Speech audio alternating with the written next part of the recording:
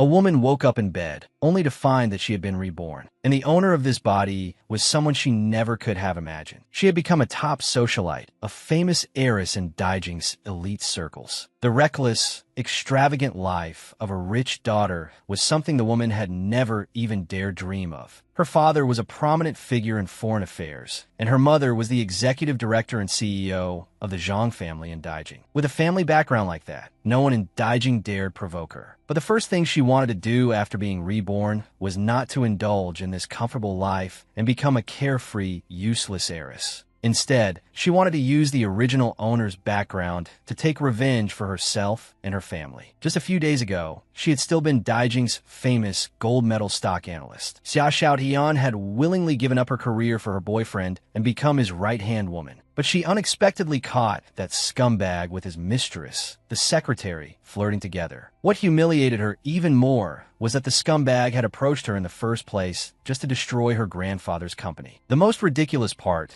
was that she had been the one working for him and handing him the knife. In a fit of rage, she beat up the cheating couple. But just as she was about to warn her grandfather, she got the news that he was about to jump off a building because he couldn't bear the blow. Tears of anxiety and regret streamed down her face, but when she arrived, she still witnessed her grandfather leaping from the rooftop. In despair, she ran toward him like mad, only wanting one last look at her only family. But on the way, she was hit by a car. In the blink of an eye, she was reborn. Looking at the woman in front of her, holding her and comforting her non-stop, Xia Xiaotian was still dazed. What was going on? Hadn't she died in that car accident? Just then a doctor and nurse pushed the door open and walked in. Only then did Xia Xiaotian realize that this was actually the top hospital in Daijing. The doctor told her there was nothing wrong with her body anymore. Only then did Xia Xiaotian see the name on the hospitalization form. She had actually been reborn as Merida, the infamous, arrogant, unruly heiress of Daijing. Rumor had it that she was a useless, good-for-nothing. For the conversation between the doctor and Madame Lung, Xia Xiaotian learned that Merida had apparently died after accidentally falling into the water, and that was how Xia Xiaotian had happened to enter her body. At that moment, her mother gently stroked her face with heartache. Faced with such tender, doting maternal love, Xia Xiaotian blushed awkwardly. Just as she didn't know how to respond, she heard a knock at the door. A man holding flowers pushed it open and came in. Once, she had been a gold medal stock analyst, helping her boyfriend reach the peak of his career. She had been his right-hand woman and made great contributions to the company, only to be betrayed and used by him, and even drag her only relative, her grandfather, into disaster.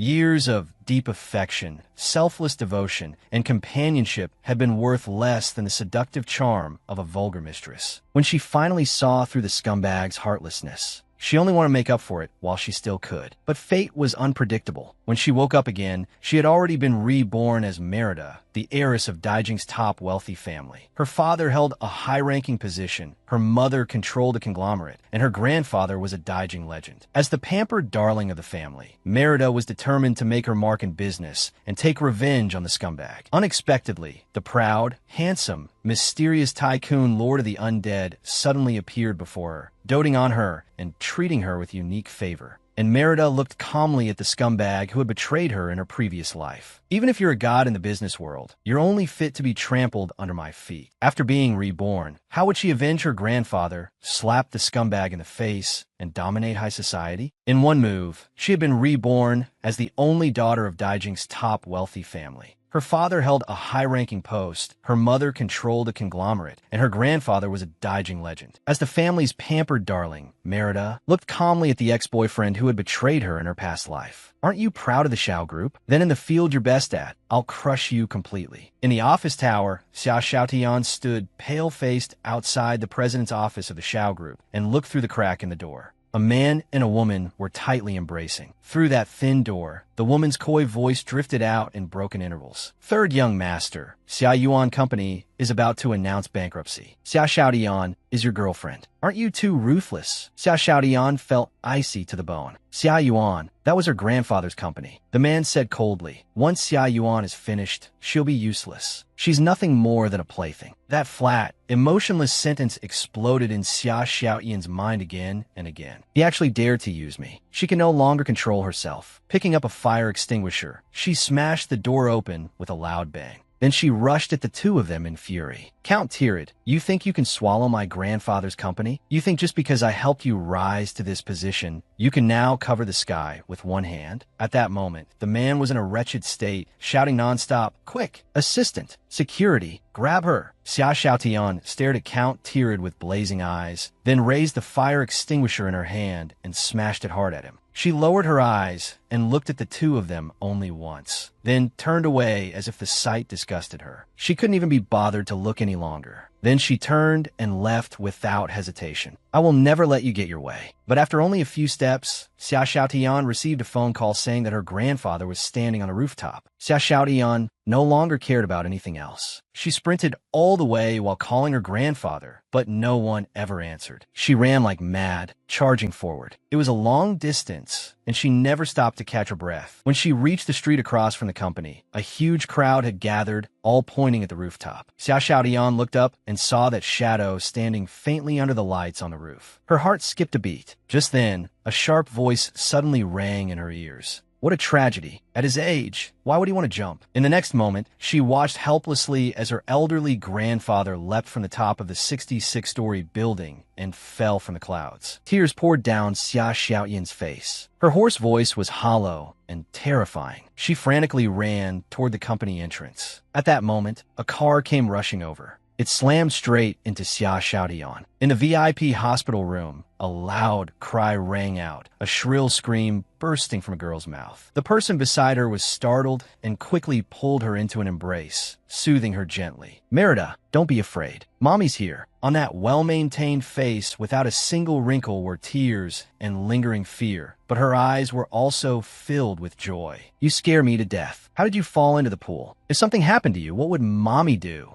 Xia Xiaotian was still dazed. She hadn't recovered her senses and was deeply confused by everything in front of her. "Where is this?" "This is Daijing Hospital. Mommy found the best doctors for you. You'll definitely be fine." The ward door was suddenly pulled open. A doctor in a white coat walked in and immediately checked the woman's various indicators. "Merida, you're no longer in any serious danger." Then he handed over the medical form. "Just sign here and you can be discharged." The result made her realize anyone who could stay in the VIP ward of Daijing Hospital had to belong to the Lung family, one of Daijing's wealthiest clans, with their spoiled only daughter named Merida. Her father held a high-ranking overseas affairs position, and her mother was an executive director from her natal Zhang family. Taken together, the Lung family was the #1 wealthy family in Daijing, with the Qiao family only slightly behind. I was actually reborn as the Lung family's only daughter. Xia Xiaotian could hardly believe it. No, she should now be called Merida.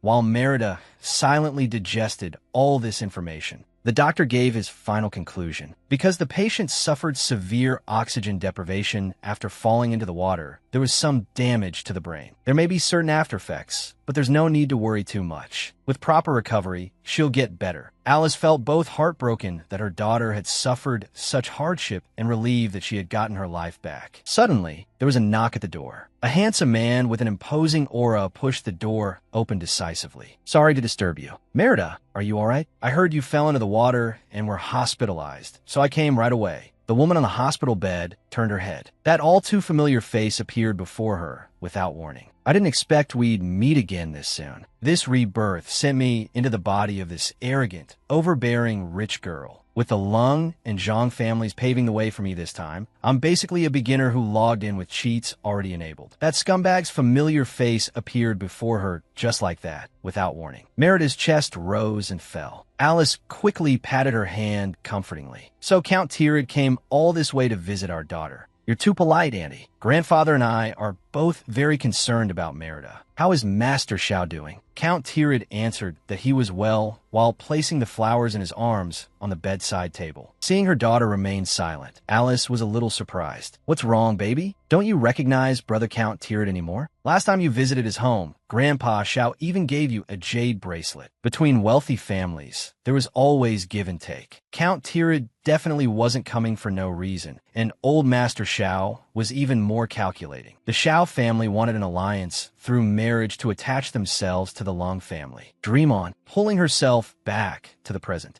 Merida suddenly raised her head. Mom, as soon as I saw Brother Count Tirid, I remembered the car accident involving his girlfriend. Hearing this, Count Tirid's expression changed abruptly. How do you know that? His sharp gaze scrutinized her, as if he intended to catch every single change in her expression. Merida blinked and looked at him with an innocent expression. I saw it on the news on my phone. They said the person who was hit was disfigured beyond recognition, and beside her was the body of her grandfather who jumped off a building. It was so scary. Count Tirid's whole expression darkened. In a cold voice, he demanded to know on what platform she had seen it. On the day it happened, he had already had the mainstream media warned, so how had the news still leaked out? Merida's face looked as if she had been frightened by him, and she quietly leaned closer to Alice. Alice's expression instantly darkened. She slapped the man's hand away. I only have this one daughter. She's been doted on since childhood. I never expected Count Tirid to intimidate her like this the moment she woke up. Merida has only just regained consciousness. Don't scare her. Mom, don't blame Brother Count Tirid. I shouldn't have brought up something painful for him. She even apologized to Count Tirid. Count Tirid suddenly realized he couldn't fall out with the Lung family at a time like this, so he stopped pressing further. But how much did she really know about the car accident? Just then, there was another knock at the door. A seductive beauty pushed the door open and said that something had happened at the company and that third young master needed to return. Merida swept her gaze over that alluring face. This was the secretary who had been having an affair with Count Tirid.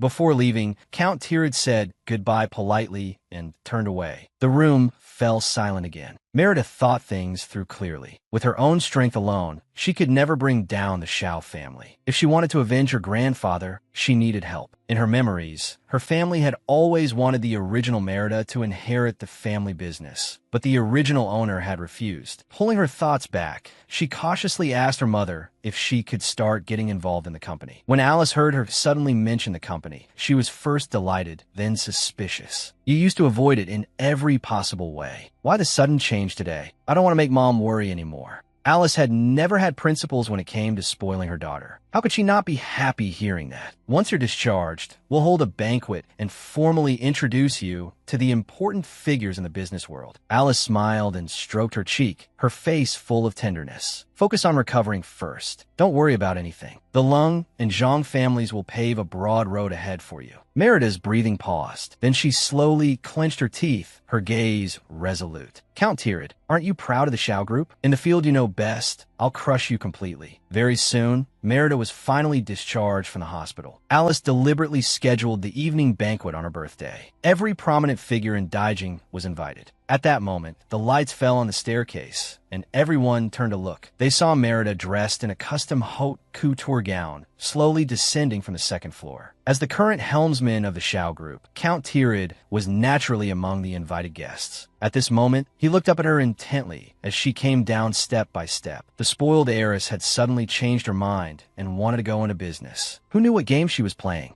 At once, quite a few people murmured with disdain. She's really beautiful, but what a pity she's just a brainless vase. In a couple of years, they'll probably marry her off in an alliance. With that arrogant temper of hers, who'd dare marry her? While people were still whispering, Alice tapped her wineglass. Welcome, distinguished guests, to my daughter Merida's birthday banquet. I am proud to announce that Merida will soon be joining the Zhang Group. I hope all of you in the industry will take good care of my daughter. The banquet erupted in shock. The Lung and Zhang families had gone mad. This brainless beauty? The banquet continued. Seeing her daughter bored, Alice took her outside to watch a cherry blossom display. Suddenly, a roaring sound was heard. It turned out that her grandfather had sent someone to deliver her a sports car. While everyone was still looking on enviously, another luxury car drove up. The car door opened, and a tall, handsome man in a custom-tailored suit stepped out. Instantly, there was another wave of commotion. Young Master Chiao is here. At the same time, Merida widened her eyes, her whole body seeming to freeze. How could anyone be this breathtakingly handsome? The Tian family had been used by a scumbag, causing her grandfather to jump to his death. And she herself had also died in an accident. One rebirth had turned her into this pampered heiress. On the second day after being reborn, she had already slapped the scumbag in the face. Even for a birthday celebration, her cousin had set off fireworks for her the whole time, and her grandfather had given her a globally limited edition sports car. And now, even the heir of the top wealthy family was showering her with favor. He was the head of the Chiao family, the family that stood above all the great wealthy houses, Lord of the Undead. I never imagined that after being reborn, a person like this would attend my birthday banquet. Alice patted her, signaling her not to be nervous. Because grandfather couldn't return due to a meeting, he had specially invited his chess friend, young Master Chiao, to support her. Merida's understanding of how much the Lung family spoiled their daughter was refreshed once again. She had no time to think further and took a deep breath before walking toward Lord of the Undead. Alice spoke first. "Thank you, young Master Chiao, for attending my daughter's birthday banquet. You're too polite, madam." He turned his head slightly and looked at her with calm composure between his brows. "Miss Merida, happy birthday." His voice was magnetic, with a trace of elegant depth. Then he handed her an exquisitely wrapped gift box.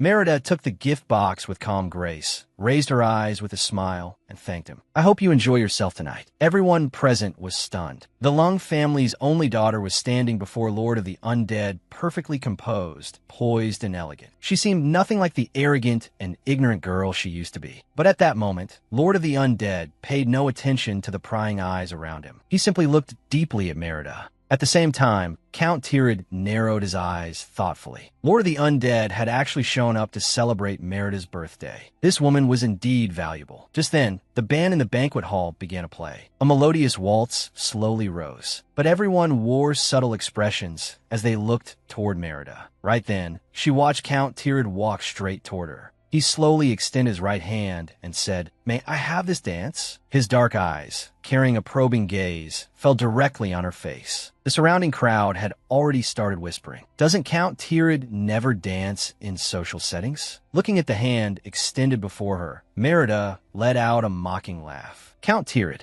you caused my grandfather's death, cheated on me, and now you want to attach yourself to the Lung family's heiress too." She originally planned to embarrass him during the dance. Unexpectedly, the hand she was about to extend was suddenly taken by another hand. The air seemed to freeze at once. Merida was stunned. Even Count Tirid, usually calm and collected, showed a rare trace of surprise. Lord of the Undead didn't even glance at Count Tirid, standing to the side. He simply took Merida's hand and gave it a gentle pull. Merida's whole body followed the motion and leaned directly toward him. She instinctively looked up into his eyes. This man, polished and flawless, as if crafted by the gods themselves, smiled faintly. "I forgot to ask earlier. Will you dance the opening dance with me?" At that instant, Merida's heartbeat skipped. Then she turned her head toward Count Tirid, whose face had gone dark. "Even if I can't teach you a lesson today, disgusting you is still good enough." The frozen air around them seemed to come alive again and instantly boiled over. Compared to young Master Chiao, Count Tirid was nothing. In the next moment, Merida followed Lord of the Undead's lead and stepped into the center of the hall. All eyes were fixed on Merida and Lord of the Undead. The beautiful melody and graceful dance steps made them seem perfectly matched by nature. Meanwhile, Count Tirid, standing to the side, slowly lowered his eyes. Merida actually dared to humiliate me in front of so many people. His gaze was dark beyond measure, and his hands were already clenched tight. In the dance floor, Lord of the Undead's cool, handsome face usually carried a faint aloofness, but now he was staring steadily at her. "You don't seem surprised by my invitation." A confident smile lifted Merida's face. "I imagine it was my grandfather's request." The man then praised her dancing. "Old Master Lung entrusted me precisely because you supposedly couldn't dance." Startled by his words, Merida's footing grew momentarily unsteady, and she stepped on the man's foot. She hurriedly apologized. Then she smiled faintly without showing anything. "I specifically hired a teacher to cram me tonight, so young Master Chiao must be laughing at me." Lord of the Undead gave her a meaningful look and nodded ambiguously. Just as he was about to probe her further, the opening waltz quietly came to an end. Merida performed a smooth and polished social courtesy, and warm applause instantly broke out all around. Many social elites took the chance to gather around them. Everyone wanted to use this opportunity to say a few words to Lord of the Undead, but he only gave the crowd a calm look, then slightly curved his lips and pointed at Merida. It seems everyone has forgotten that tonight's host is Miss Merida. In that instant, Merida unsurprisingly became the center of attention for the entire hall. Hearing those words from Lord of the Undead, even Merida couldn't help lifting a brow. One sentence from him was enough to make me the true focus. That's the way to top figure carries. The next second, she met the surprised gazes of everyone present. "Thank you all for coming to tonight's party. In the past, I was playful and immature and wasted a lot of time. From now on, as I study business, I ask all of you for your guidance. Almost instantly, everyone keenly sensed the shift in the wind. One after another, the guests immediately began warmly chatting with Merida. At that moment, she had clearly become the most eye-catching focus of the entire venue. Her side was lively and bustling. In contrast, the atmosphere around Count Tirid was so low it was terrifying. Brother Count Tirid, don't be angry. Merida is just an idiot who only knows how to spend money and bully people. Don't mind her. Count Tirid, who had never been treated like this before, felt deeply humiliated, so he ignored them both. He picked up 2 glasses of wine and walked straight toward Merida. Sister Merida, would you honor me with a drink? She had once been a gold medal stock analyst, but had entrusted her feelings to the wrong person. She had watched her loved ones die with her own eyes, and she herself had perished as well. In this life, she had been reborn as a wealthy heiress. She was even being doted on by the heir of the top wealthy family. On the second day after rebirth, she had already torn the scumbag apart with her own hands. Merida wore a bright smile. Brother Count Tirid, do you need something from me? Count Tirid looked at her deeply, the expression in his eyes growing heavier. Are you still angry? You won't even drink the wine I offer. The surrounding guests could barely contain themselves, their gazes becoming more direct as they looked over. Especially the wealthy young ladies who had been upset just moments before now showed excited expressions. Merida's really getting too full of herself. Young Master Xiao is backing her, but that doesn't mean she should embarrass young Master Xiao like this. Young Master Xiao has already been very gentlemanly today. What is Merida trying to pull? If she won't take the toast, is she planning to take the punishment? The atmosphere that had just eased seemed to be plunged back into ice, instantly growing tense again. Even Lord of the Undead, who was answering a phone call in the distance, noticed the tension. He turned and looked over toward Merida. Facing everyone's subtle gazes, Merida remained completely calm. Of course not. As she spoke, she naturally accepted the red wine he handed her. It's just that the doctor said, I've only just recovered from serious illness, so drinking isn't suitable for me. Even if Count Tirid was angry about being rejected during the opening dance, there was no way he could really force someone who had just recovered from illness to drink in public. Sure enough, Count Tirid let out a light breath. You just gotten better. I wasn't considered enough. In the past, she had always followed behind him eagerly, saying every day that she wanted to be his girlfriend. Yet in just a short week, she had changed this much. Was she playing hard to get, or using Lord of the Undead to provoke his pride? Could it be because of Xiao Dian? I looked into what you said at the hospital last time. It's true that 2 small media outlets made up a sensational story to grab attention. I lost my composure then.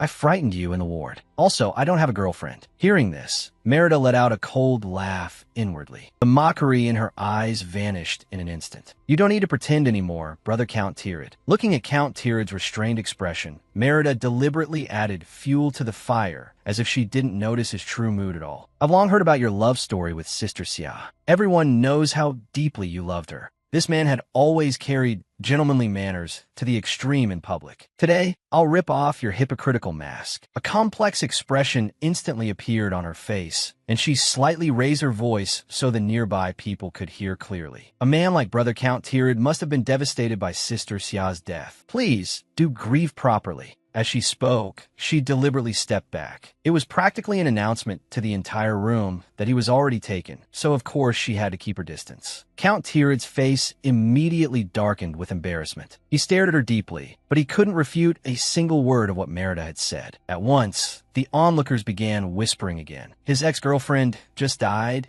and he's already trying to hook up with a Lung family's heiress. And he even got exposed for it. Shameless. Hearing the discussion, Merida wore a perfectly innocent expression. Count Tirid gripped the wine glass tightly, then looked at the calm-faced Merida and slowly forced out a smile, saying he had other matters to attend to before turning away. He was afraid that if he stayed any longer, he would strangle this woman. After all, Count Tirid was absolutely a powerful figure in the business world. The last person who had ever made his expression change like that was probably buried in some forgotten corner by now. Just as Merida watched him leave, a voice suddenly sounded behind her. You talked to Count Tirid for quite a while. Were you too close before? Seeing Count Tirid so angry that his face had practically twisted, yet still forced to swallow it and walk away honestly, Merida was in a wonderful mood. So when she heard the words behind her, she answered without even thinking, who hasn't liked some scumbag when they were young and foolish? I was blind back then to have ever liked him. Then she suddenly realized that the man's voice sounded familiar. Merida froze on the spot. Oh no, I got carried away. What'd I just say? She turned around and met Lord of the Undead's deep, unreadable eyes. Looking at Merida, standing there with an expression that was practically collapsing inward, Lord of the Undead smiled with hidden meaning. He nodded, although he found her words very intriguing, seeing the way Merida looked as if she wanted to turn back time. For some reason, he couldn't help teasing her. So your eyesight has recovered now. Without thinking, Merida immediately launched into a stream of exaggerated praise. Even if it sounded over the top, it definitely couldn't go wrong. The moment I saw you, young Master Chiao, I was struck dumb by how amazing you looked. My eyes immediately got better. Unexpectedly, Lord of the Undead's brow lifted slightly. So, you mean you've taken a liking to me? Merida was stunned, her eyes widening dramatically. The youngest and most outstanding heir in the history of the Chiao family, just showing up at her birthday banquet today, had already shocked the whole room. Did she really think today's spotlight wasn't bright enough already? Was she actually rushing to set herself up? Merida felt like this was less her birthday and more like dancing on the edge of her own heartbeat. But before she could say anything, the soft birthday song began to play. Alice called her over to cut the cake and make a wish. So Merida excused herself to Lord of the Undead and walked over. She instinctively clasped her hands together, but didn't close her eyes. Instead, she simply blew out the candles. Her clear eyes sparkled brilliantly, as if the joy in them might overflow the very next second. Her eyes shone with the purest satisfaction and happiness. In that moment, Lord of the Undead unexpectedly felt a trace of curiosity. Could a birthday banquet alone really make her that happy? Old Master Lung's granddaughter was indeed quite different from the rumors. The woman idly played with her phone. Unexpectedly, a newly reposted post with hundreds of thousands of shares burst onto the trending list, like a dark horse breaking into the entertainment rankings that were usually dominated by top celebrities. The title was especially eye-catching. What kind of god-tier CP is this? They instantly crush the celebrities. Merida curiously tapped it open. Did this image look familiar? It was so familiar, she could recall it with her eyes closed. Wasn't this exactly what she looked like 2 hours earlier, standing in front of the luxury car as she saw Lord of the Undead off? Lord of the Undead was always mysterious and low-key, almost never accepting media interviews. Ordinary wealthy families didn't even have a way to invite him. He had rarely attended her birthday banquet, and now he was directly exposed on the trending list. Merida sprang up from the bed before she could even think of what to do.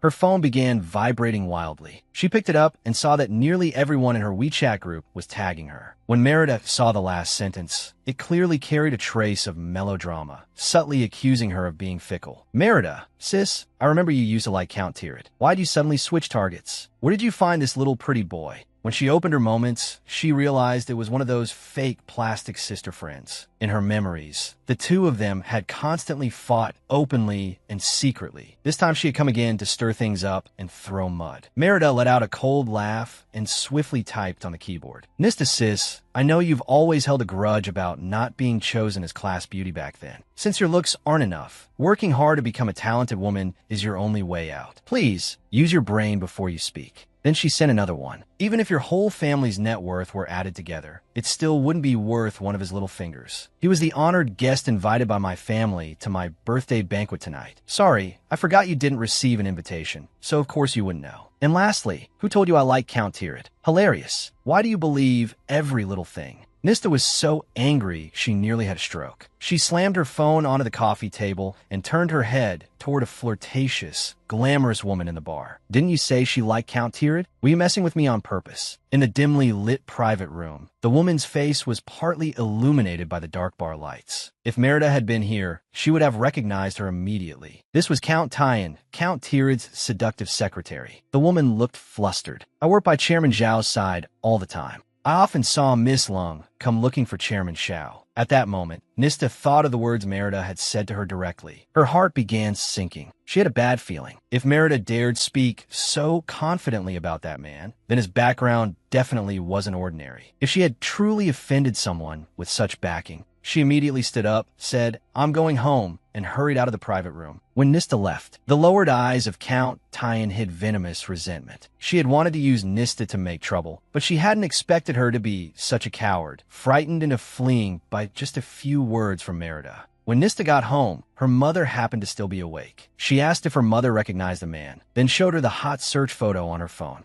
Is he some celebrity? Why are you asking? Merida said he was an honored guest at her house tonight. I don't know him, so I wanted to ask you. Just then Mr. Chi walked over. An honored guest of the Lung family? Let me see. How many times have I told you not to casually provoke Merida? The Lung family dotes on her, and the Zhang family treasures her too. Why do you think tonight's birthday banquet was made such a grand affair? They're paving the way for her. Only after saying this did he reach out for the phone. As soon as Nista heard that, she got angry. Why am I inferior to her? My family isn't bad either. She's the one being petty by not inviting our family. Am I wrong for being upset? Curse's expression turned grim with rage, and he was about to scold her again when Mrs. Chi hurried over to smooth things over. Mr. Chi frowned and studied the photo carefully. In his memory, there really was no such person. In truth, this wasn't because the Chi couple had remembered wrong, but because Lord of the Undead was simply too mysterious and low-key. He rarely appeared in public, much less exposed his face. The moment Nista heard that even her father didn't recognize him, she exploded. She's lying. She actually dared lie right to my face. She even said my entire family combined isn't worth one of his fingers. Mr. Chi had been ready to scold her, but upon hearing that last line, his own face darkened. Merida saying such a thing wasn't just lying, it was also deliberately stepping on the face of the Chi family. Seeing even her father was furious, Nista felt less restrained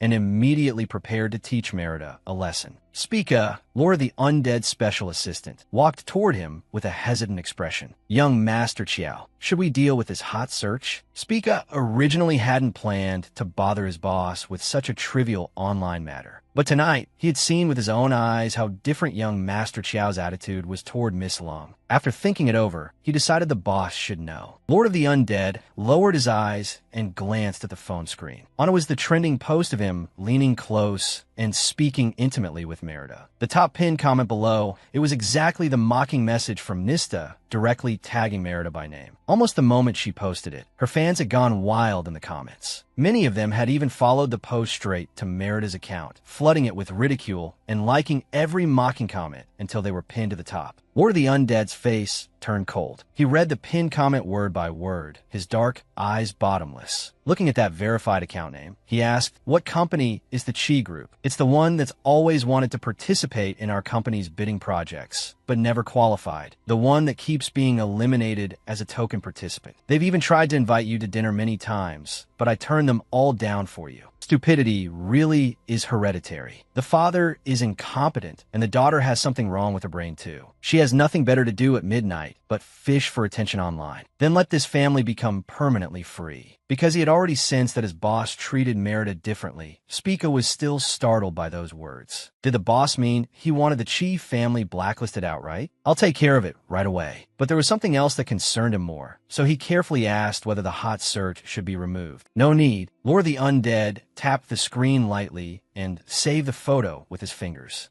After a long while, he casually dropped one sentence. The photo was taken pretty well. The woman was woken by a call from her roommate. Why are you still sleeping? That troublemaker Nista is smearing you in the group. It's gotten out of hand and you still haven't seen it? This morning, she even forwarded that post accusing you of keeping a boy toy to our class group. Hearing this, Merida almost laughed from anger. She had seen people courting death, but never anyone so eager to be first in line. Don't worry, I'll teach her how to behave. Merida first logged into Weibo. Sure enough, her account's private messages had exploded. She ignored them all and switched to the trending page to check the latest updates. Only then did she discover that the photo of her and Lord of the Undead had climbed all the way to #1. She had only one thought in her mind. Had the Chiao family's PR department collectively resigned last night? They had actually let their boss's photo hang exposed online all night. In the class group, Nista was still frantically tagging her, demanding a response. Merida let out a cold laugh, publicly humiliating the Chiao family's heir, who knew where she got the guts. Since you're so determined to seek death, you can't blame anyone else. Don't worry, just wait for your family's stock to hit the limit down. Nista had been steering the mood in the group since early morning. The humiliation Merida had dealt her last night, she intended to return all of it today. But the next second, the class monitor tagged her directly. Go check it now. Your family stock really is crashing straight down. In that instant, Nista panicked. Impossible. She was just about to switch pages to check the stock, when, with a bang, the bedroom door was shoved open from outside. Her father appeared, his face full of fury. "You've really done it this time." Curse glared at her viciously, as if he might strike her at any moment. Nista was so frightened she nearly lost her soul. Since childhood, she had never seen her father this furious. Her first reaction was to call for reinforcements. "Mom!" Mrs. Chi rushed to stop her husband. "Why are you taking it out on her? She's still young. It's just a quarrel between kids. Explain it and won't it pass?" Curse looked at his wife in disbelief. "She's been spoiled rotten by you. As soon as the market opened today, every one of our business partners became unreachable. I called President Wong, who attended Merida's birthday banquet, and he told me the man in that photo is Lord of the Undead. The Chiao family could crush me with a single finger." Thinking of what his daughter had said on Weibo last night, Curse felt a chill run down his spine. This time Nista was truly stunned. "Who is Lord of the Undead? I really didn't know." But looking at her father's expression, it was clear that her family's bankruptcy could happen at someone else's whim. Seeing her daughter still standing there in a daze, Mrs. Chi angrily grabbed her arm. "Hurry up and go apologize to Merida." Curse's chest rose and fell violently. This has gotten too big. Sending just the child to apologize won't be enough. Forget the Chiao family. Even the Lung family won't let us off easily. We're all going to the Lung residence. When Merida and Alice were having breakfast in the living room, the butler walked over, bowed his head toward Merida, and said that the 3 members of the Chi family were at the door asking to apologize to her. Alice gave Merida a puzzled look. Merida found explanations troublesome, so she simply opened her phone, showed her mother the photo at the top of the hot search, and then pointed at Nista's reply still pinned underneath. Alice's face immediately turned cold. She then turned to the butler. "Let them in." When Nista saw the interior of the Lung residence, she had always thought there wasn't that much difference between herself and Merida. Only after arriving here did she realize how naive she had been. Truly formidable people were never just the rich, but families like the Lungs, and that was something the Chi family could never compare to. The 3 of them entered the reception hall, trembling. After waiting for an hour, Merida finally had the butler bring them in to see her. When Nista saw Merida leisurely sipping coffee, she was stunned. Why did it feel like in just a few weeks, this person had become completely different inside and out? At that moment, Mrs. Chi pulled Nista over from the side, pressed her head down, and made her bow to apologize to Merida. She said that Luoshan had drunk too much last night and spoke nonsense online, and that they had already disciplined her. "So we brought her here to apologize to you. For the sake of your 4 years as classmates, please forgive her this once. We guarantee something like this will never happen again." Nista's face turned red and blue with humiliation. Since she could remember, she had never suffered such shame. Yet now she clenched her teeth and didn't dare resist, letting her mother force her to bow and apologize properly to Merida. She endured the humiliation and apologized word by word. She clearly understood the gap between herself and Merida. Merida watched the scene with amusement. "Auntie, Chi Luoshan and I are classmates. Of course I wouldn't target her on purpose. You said last night she drank too much and got carried away for a moment." Merida smiled as if she understood perfectly, but then suddenly struck back. "But this morning, she was still cursing me in our class WeChat group. Did her hangover really last through the whole night?" Nista's heart trembled. She remembered the way she had frantically tagged Merida in the college group that morning. This time Curse was so furious that he immediately raised his right hand high, about to slap Nista in front of Merida. Terrified, Nista instinctively hid behind her mother. At that moment, a refined voice came from above. "Mr. Chi, did you come all the way to our house this early just to discipline your daughter?" Alice stood at the staircase and calmly stopped the farce. Merida smiled and stood up, calling softly, "Mom." Curse awkwardly lowered his arm, his expression embarrassed. At that moment, there wasn't the slightest smile on Alice's face. She looked coldly at the family of 3. "I know exactly what your daughter said online yesterday. Since she looks down on Merida so much, there's no need for you to force her to apologize here. It's meaningless." That statement clearly meant the dismissal order had been given. The butler standing at the side immediately came forward. "It's getting late. Miss and Madam have things to do later." Nista hurried over to Merida. "I was really wrong. I was just jealous of you, and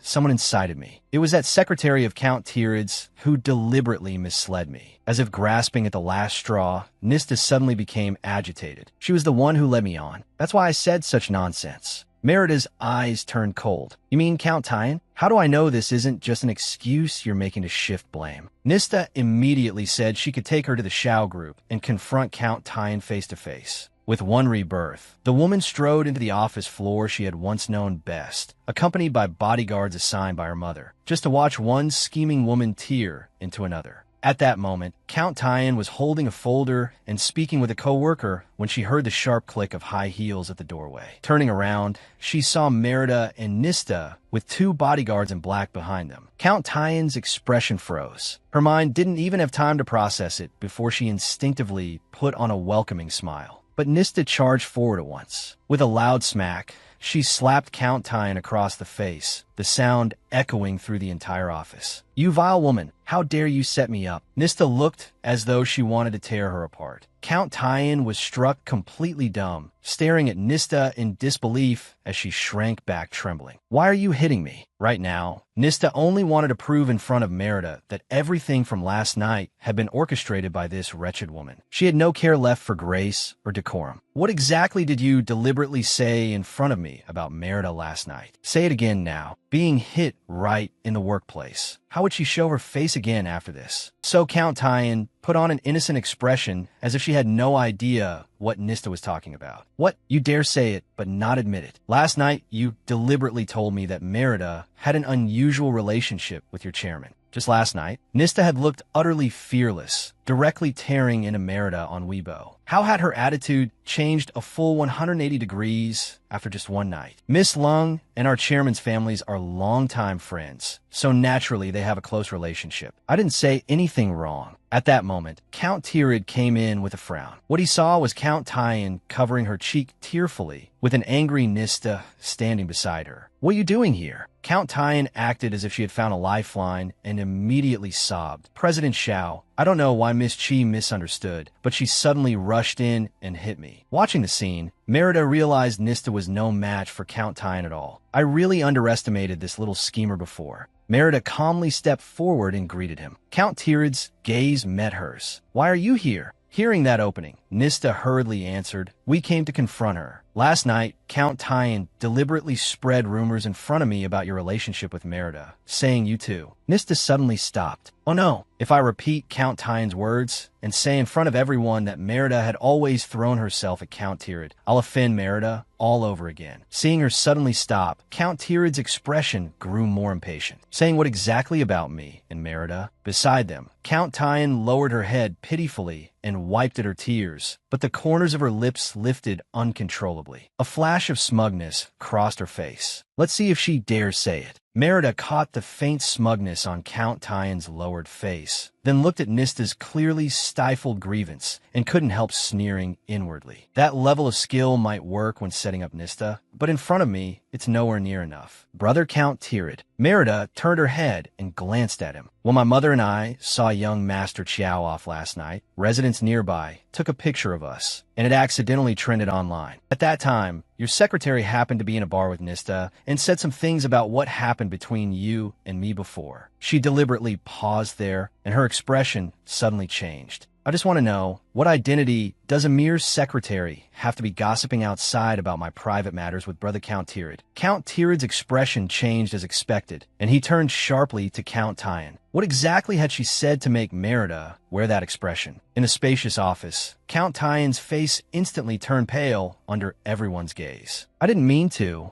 Count Tirid coldly turned away from her and ignored her. Seeing this, Count Tyan truly panicked. "I treated Miss Chi as a friend, so I only said a few casual things. I didn't expect her to post them online." As she spoke, she turned toward Merida. "Miss Lung, please be magnanimous and don't stoop to my level. I was at fault. I shouldn't have spoken carelessly. I truly didn't expect Miss Chi to use your private matters with our chairman as leverage." Merida looked exactly as if she had expected this. "Brother Count Tirid, I just graduated from college, so I don't really understand workplace rules. How are employees who violate professional ethics usually handled?" Count Tyan's heart instantly tightened. Was Merida really going to destroy her? Hearing that, Count Tirid coldly threw Count Tai in a sentence. Report to HR later and undergo onboarding training again. Your salary and benefits will be cut by 20%. The whole company will be notified of this criticism today. The moment Count Tyan heard this, she lowered her head. But no one saw that the expression on her lowered face had twisted almost beyond recognition. Count Tirid actually treated her like this because of Merida. Count Tyan dug her nails into her palms, and with her reddened eyes, she looked like she wished she could find a hole and crawl into it. Nista looked delighted, but before she could rejoice for even a second, Count Tirid suddenly shifted his gaze and looked straight at her. Charging into my company in broad daylight and hitting someone. Do you think the Shao Group is a place where just anyone can run wild? Count Tyan speaking recklessly outside about my private matters with Merida was indeed wrong. As for you, the man waved a hand. Security, throw her out. Nista instantly began struggling. Merida, I was really wrong. Please forgive me this once. The people watching nearby quietly pulled out their phones and directly filmed what had just happened, then uploaded the video to Weibo. The effect was explosive. Everyone also understood the twisted version of the story. The man had fallen in love with her at first sight at the banquet, and when the woman called to apologize, he had used the chance to make things difficult for her just so he could see her again. After the whole matter was resolved, Merida felt she ought to apologize to the other person involved. After thinking it through, she felt this matter couldn't be delayed. So she asked her mother for young Master Chiao's phone number. Given Lord of the Undead's low-key personality, something serious must have delayed him and kept him from noticing the hot search. She had to apologize quickly. So Merida estimated that around this time, Lord of the Undead should be about to have lunch and likely free to answer. She dialed the number directly. The phone rang for 2 seconds before it was picked up. A calm voice came through, carrying a trace of casual indifference. Merida quickly introduced herself, afraid he might treat it as a strange number and hang up. The other end asked, "What do you want with me?" When you left last night, the two of us were accidentally photographed by a passerby and posted on Weibo. It ended up becoming a hot headline. One of my classmates took the chance to smear me, and you got dragged into it too. So I'm calling to apologize to you. In the spacious meeting room, hearing this, a faint smile appeared at the corner of the man's lips. You called just to apologize to me? Then he stood up and gestured to the others to pause. The executives sitting around the conference table were all stunned. Young Master Chiao had never, not once, taken a private call in the middle of a meeting, much less smiled while doing it. Who could possibly have enough face to make young Master Chiao show such an expression? On the other end, Merida said awkwardly, mainly, "Yes, I'm apologizing." Perhaps sensing her embarrassment, Lord of the Undead couldn't help chuckling. An apology is just a phone call? That seems a bit lacking in sincerity. So he thinks my apology lacks sincerity? How about I treat you to a meal? She racked her brain and could only come up with this suggestion. Unexpectedly, the person on the other end agreed very readily. There's a restaurant near my company that's quite good. I'll have someone send you the location. Come straight over. After the call ended, Merida finally let out a breath. Talking to a big shot like him made her palms sweat. Just then, her phone made a WeChat notification sound. Chiao has requested to add you as a friend. Accept. Merida quickly tapped to accept. Right after adding him, she couldn't help wondering what a big shot's moments looked like. Were they different from everyone else's? Then the instant she opened the first post, her ears began burning red little by little. She stared blankly at the screen. It was the exact photo of the two of them from last night that had reached the top of the hot search. Lord of the Undead had not only seen the photo, he had even saved it and posted it to his moments. For a moment, as she held the phone, she felt like she was dreaming. Merida couldn't help recalling the way he had leaned close and spoken softly by her ear.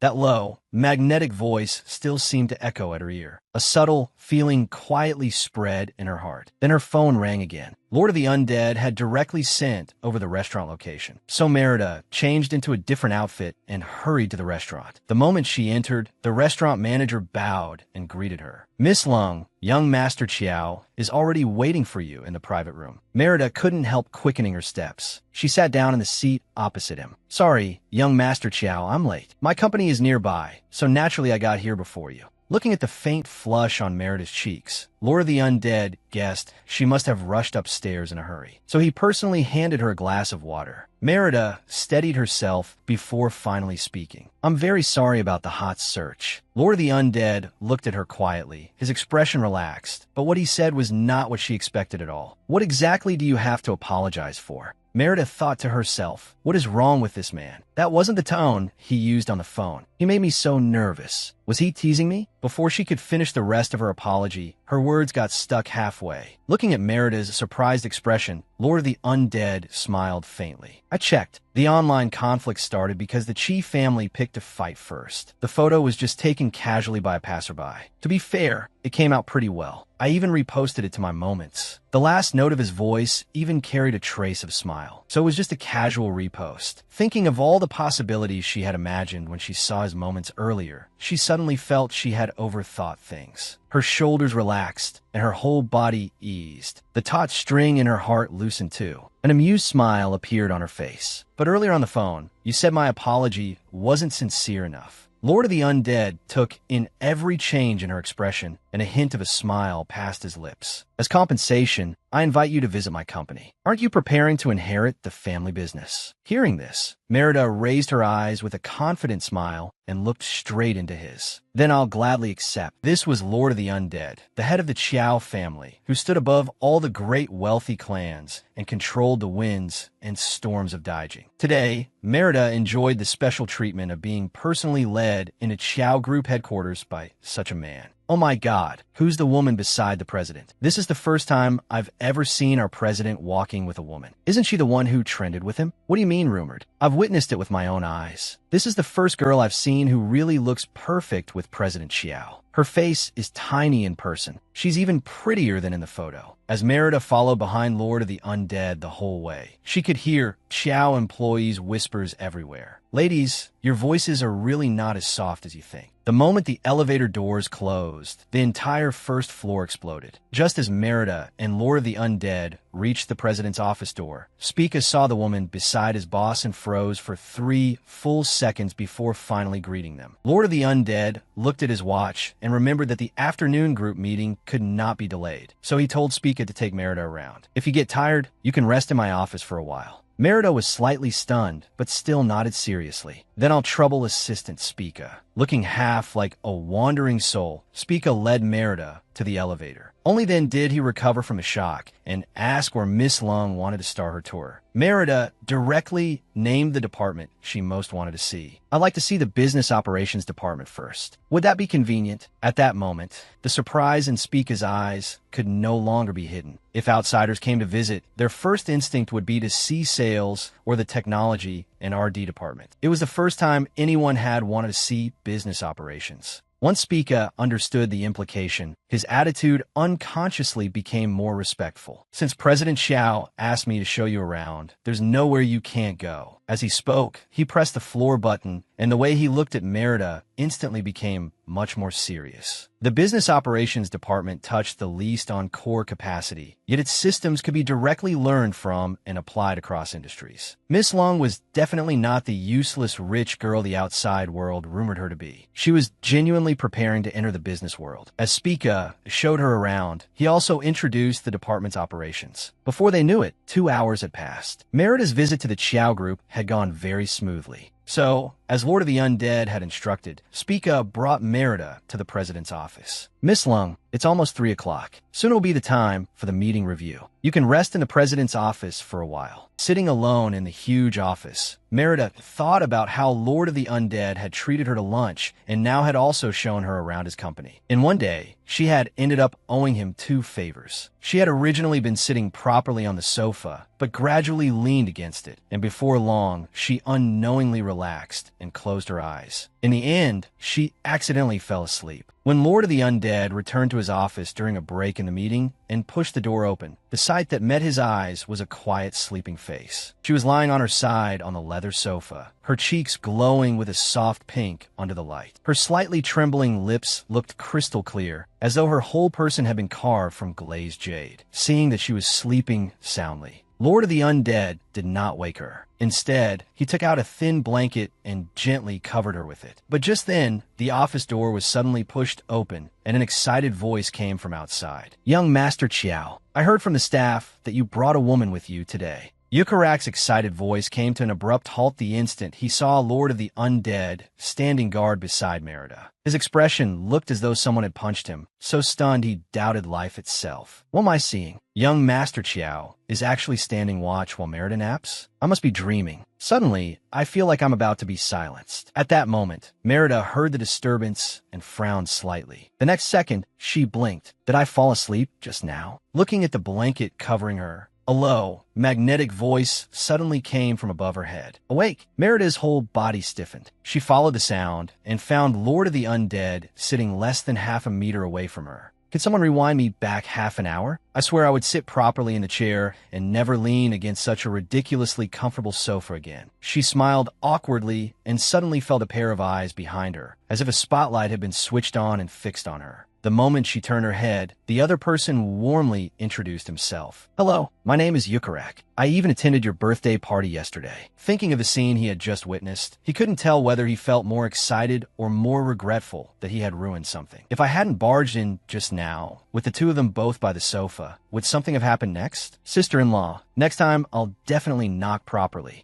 Merida wished she could slap a hand over this man's mouth. Sister-in-law? What nonsense is this idiot yelling? She tried to explain the situation as simply as possible, but Yukarak wore an expression that clearly said, I understand. Sister-in-law, no need to hide it. I get it. I absolutely won't talk nonsense outside. I'll keep my mouth shut. Hearing that, Merida completely gave up. This idiot had already decided what he believed. You could explain it 800 times, and he still wouldn't hear even one punctuation mark. So Merida couldn't help turning to look at Lore the Undead, hoping he would say something. But he simply sidestepped the topic. He asked Yukarak what he had come for. You're not needed at today's meeting. Yukarak opened his mouth. Could I say, I just happened to be wandering around upstairs when I heard the gossip that young Master Chiao had brought a woman on his private elevator straight to the president's office, and got so excited I raced over immediately. Seeing Lord of the Undead arch a brow at him, Yukarak swallowed. I was just passing by to see you. By the way, you've been back from abroad for several days now. The guys have all been waiting to throw you a welcome back gathering. Seeing him appear to consider his schedule, Yukarak couldn't help glancing at Merida beside him. Why don't we gather tonight? Sis? Oh no, Miss Lung can come too. Merida instantly widened her eyes and looked at him in disbelief. Why would I go to your private gathering? She was just about to decline, but before the words even reached her lips,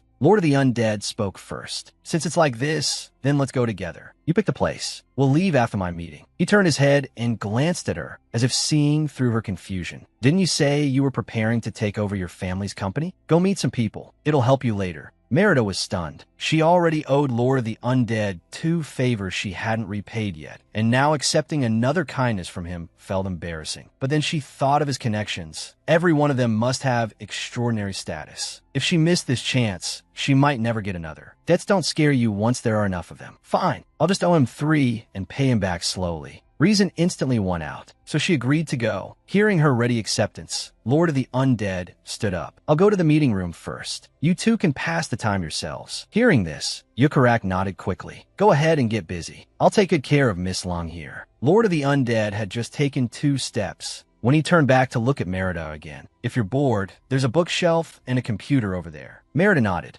After the man left, she casually picked up a book and soon became engrossed in it. While she was reading, Yukarak secretly snapped a side profile photo of her and immediately sent it to the group chat. Everyone quick, look, Merida can come and go freely in Brother Chiao's office. And Brother Chiao even said she's joining tonight's gathering. What do you think that means? The moment Yukarak's message was sent, people immediately popped up in the group chat. Isn't she the one who trended with Brother Chiao? Yukarak was very satisfied with the effect of the bomb he dropped, his smile almost impossible to hide. Brother Chiao even posted that hot search photo to his moments. I thought his account got hacked. What does this mean? Is it official? Putting away his phone, he walked to Merida's side and curiously glanced at the book she was reading with great interest. Miss Lung, what are you reading? There's a computer right there for games. Isn't that much better? Merida turned the cover toward him. Yukarak blinked, thinking something was wrong with his eyes. Innovations in Institutional Investment and Fund Management. Merida was actually reading a pure finance book with great relish. Miss Lung, you can understand this? Merida blinked. I'm pretty interested in this. Brother Chiao said you're preparing to take over your family company. Why would you do something so exhausting? Wouldn't it be better to hire a professional manager and just sit back and collect dividends. That made Merida fall into thought. After being reborn into a wealthy family, can I just enjoy life in peace? I never thought that way. After all, there are still too many old scores between me and Count Tirid that haven't been settled. Xiao Xiaodian had no qualifications to wrestle with the Xiao group, but Merida did. Once I truly have capital in my hands, I'll definitely make the Xiao family pay the price and avenge my grandfather and myself. Seeing Merida silent for a while, Yukarak waved a hand in front of her face. Miss Lung. Only then did Merida come back to herself. I thought about it, and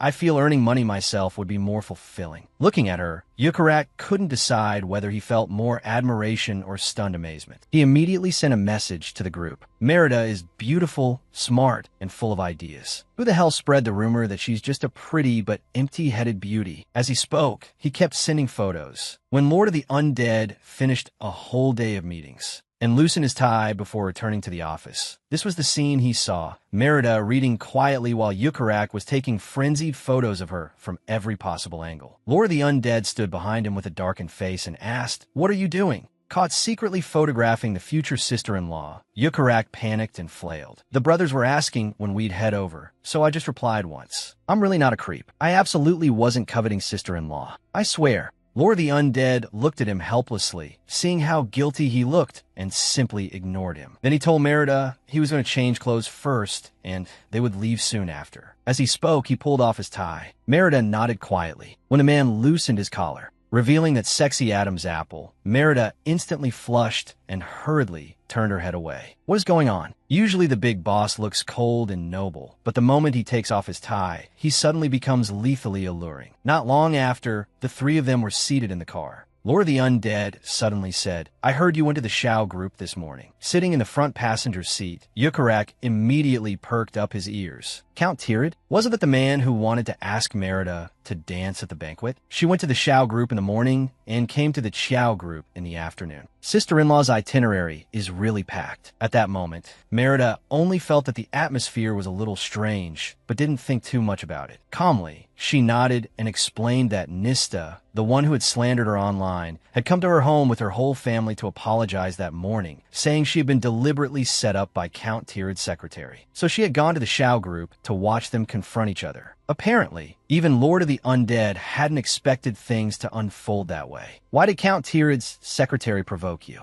Thinking of the words Merida had blurted out earlier, who hasn't liked some scumbag when they were young and foolish? His gaze paused faintly. Could the scumbag be trying to come back? Hearing Lord of the Undead so naturally substitute scumbag for Count Tirid's name, Merida couldn't help sneering. Come back. Forget the door. He doesn't even get a window. I'm not stupid. His attitude this morning clearly meant he wanted a marriage alliance with the Lung family. He can keep dreaming. The strange look in Lord of the Undead's eyes vanished in an instant. He turned sideways and quietly told her, "If you ever need help with anything, remember to tell me." Merida smiled and nodded. In the front seat, Yukarak clearly saw every change in Lord of the Undead's expression and couldn't help swallowing. Count Tirid is actually trying to poach my brother Chiao's wall? Now that's some huge gossip. In a large private room, the others had all arrived and were just waiting for them. Seeing everyone playing cards, Yukarak couldn't help calling Merida over to join them. Why not drag young Master Chiao too? I don't know any of these wealthy young masters and ladies.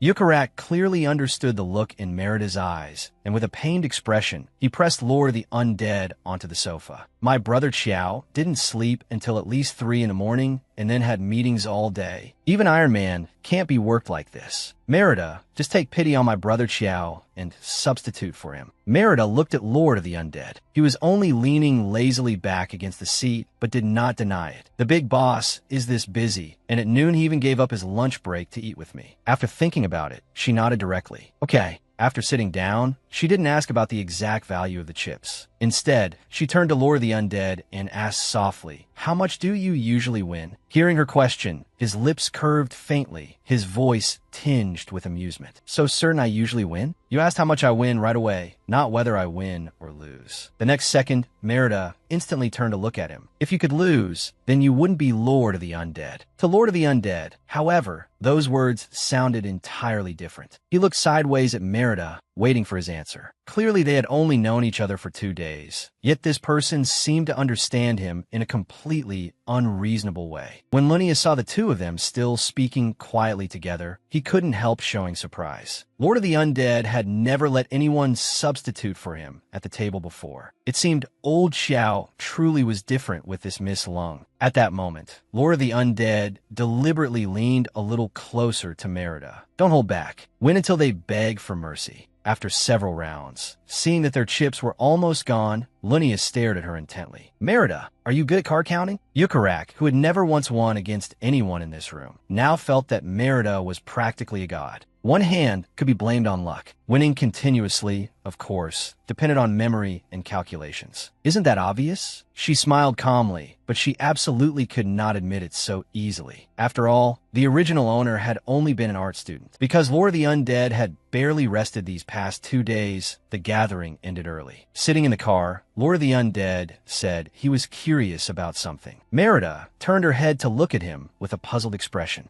Lord of the Undead's gaze moved over her face again and again. Other than remembering cards and calculating, what else can you do? Don't play dumb. Or rather, were you hiding? Merida withdrew the smile from her face. Is he starting to suspect my identity? The man had observed her all day. Only now had he finally seen the tip of the iceberg, confirming that his instincts had not been wrong. From beginning to end, Merida had been holding back. Merida wasn't surprised that Lord of the Undead had guessed as much. But a soul changing to another person was something no one could guess unless they had lived through it themselves. So she decided not to overcomplicate it. I was afraid that if I said it, you'd tell Grandpa. Some time ago, when I fell into the swimming pool, I forgot a lot of things from before. He's old and shouldn't have to worry about me anymore. Lord of the Undead hadn't expected that answer at all. But that did explain why Merida was completely different from the granddaughter old Master Lung had described. Does your mother know? Merida met Lord of the Undead's eyes without a trace of avoidance. Of course Mom knows. The specialists at Daijing Hospital said the aftereffects would gradually improve,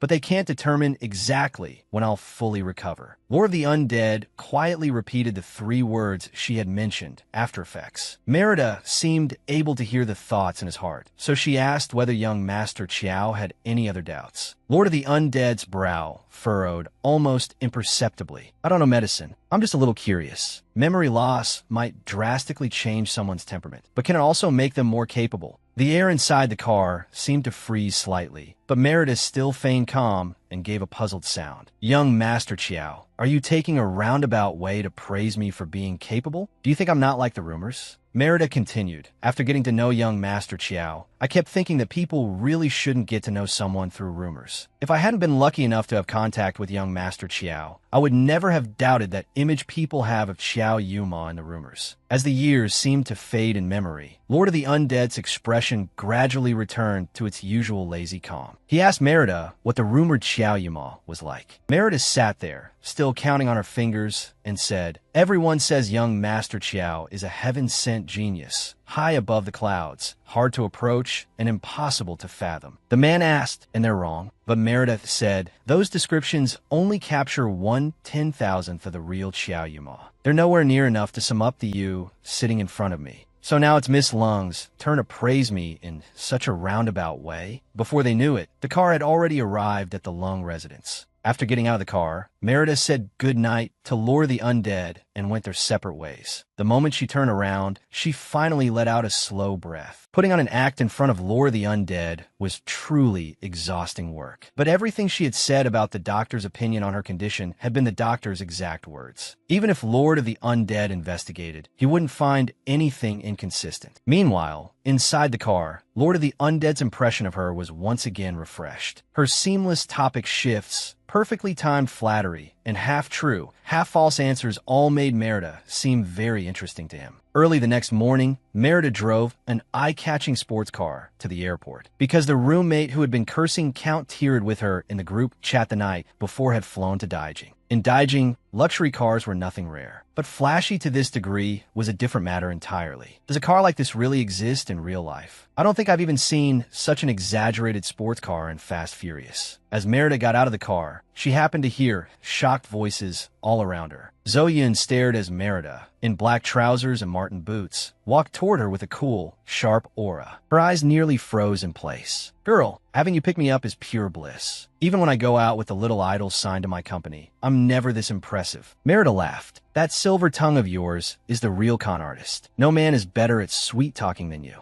The two had just arrived at the hotel to check in when a familiar voice cut across them. What a coincidence. I didn't expect to see you here, too. Merida looked up and met Count Tyrid's meaningful gaze. He stared her steadily. Maybe it was just her imagination, but recently every time they met, he seemed a little different. His scrutinizing eyes made Merida curl her lips slightly. What a coincidence, President Xiao. My roommate came to Daijing for fun, so I'm helping her check into the hotel. Standing to the side, Zhou Yun immediately understood. This handsome man was Count Tyrid, the object of Merida's former secret crush. Count Tyrid frowned, though he quickly smoothed his expression. Then he said he had booked a private room and invited the two of them to join him for a meal. But Merida refused without the slightest hesitation, saying she still had something to do. Then she lazily put on her sunglasses and turned to leave. But before she could take 2 steps, the man in front of her blocked her path. Count Tyrid slowly leaned closer. I remember you used to call me Brother Tyrid. Why are you calling me President Xiao now? Merida met his eyes. I've learned my lesson. A fall into a pit makes you wiser. A couple of days ago, I ended up on the trending list and got cyberbullied. Wasn't that because Secretary Count Tyan couldn't stand me and spread rumors everywhere? If there hadn't been outsiders present, Zhou Yun would have jumped up and applauded on the spot. As it was, she could only silently give her best friend a thumbs up. What a masterful move. Throw the blame right back. Sure enough, when Merida brought up his secretary, Count Tyrid did not pursue the matter further and hurriedly apologized. That was my fault. I failed to keep my employee in line. In that moment, Merida felt that the Count Tyrid she knew had never been this good-tempered. A mocking smile rose in her heart. I was at fault too. My mother keeps saying I used to have no sense of boundaries and told me to learn to distinguish public from private, so I don't act inappropriately anymore. The sunglasses hid Merida's expression, so Count Tyrid couldn't read what she was truly thinking. Your mother is right. But inwardly he thought, she brought up her elders just to mock me for not knowing my place and lacking boundaries. Ever since that birthday banquet, he had been unable to read her real expression. Right now, he almost wanted to tear off her sunglasses and see what game she was playing. Seeing the conversation was about to die completely, Zhou Yun hurriedly stepped in to smooth things over. Sorry, President Xiao. We've already arranged to meet some classmates in the university district for dinner, so we won't trouble you. Merida knew Zhou Yun meant well, so she didn't expose the white lie. She simply stopped talking and turned to leave. At that moment, Count Tyrid was certain that Merida truly didn't want to spend even a second longer with him. At that moment, his assistant came over to remind him a client was still waiting. But Count Tyrid told the assistant to entertain the client first while he made a call. Before, I thought Merida just wanted my attention and kept going against me. Now it seems there may be another reason. So he placed a call to the affiliated hospital. Director, I'd like to trouble you to help me retrieve a medical record. The patient's name is Merida. While eating hot pot, Zhou Yun advised Merida, you rejected Count Tyrid way too harshly. Aren't you afraid he'll make things difficult for you when you take over the company? Merida knew Zhou Yun was genuinely thinking of her. Don't worry, I know what I'm doing. Then the little flame of gossip in Zhou Yun flared up again. Still, why did your attitude toward Count Tyrid change so much? While I was away from Daijing, what exactly happened? Merida paused slightly. It seemed this close friend knew the original Merida had liked Count Tyrid. That starts with Count Tyrid's dead girlfriend, Xia Xiaotian. Merida briefly explained the whole story between the two of them. At the end, she also summarized what had happened between herself and Count Tyrid, especially emphasizing that she no longer had the slightest interest in him. Zhou Yun listened with a face full of astonishment. This is more dramatic than a romance novel. Count Tyrid doesn't love a well-matched heiress, but only his gold medal female subordinate and partner? Does this kind of fairy tale love really exist in real life? Merida gave a cold smile. If he really loved Xia Xiaotian, then when she and her grandfather died at the same time, why didn't he investigate? Instead, he suppressed public discussion everywhere, afraid it would be exposed. I was stupid enough to believe in his love back then, and that's why I ended up like that. Sure enough, the very same Zhou Yun who had been sparkling with stars in her eyes just a second ago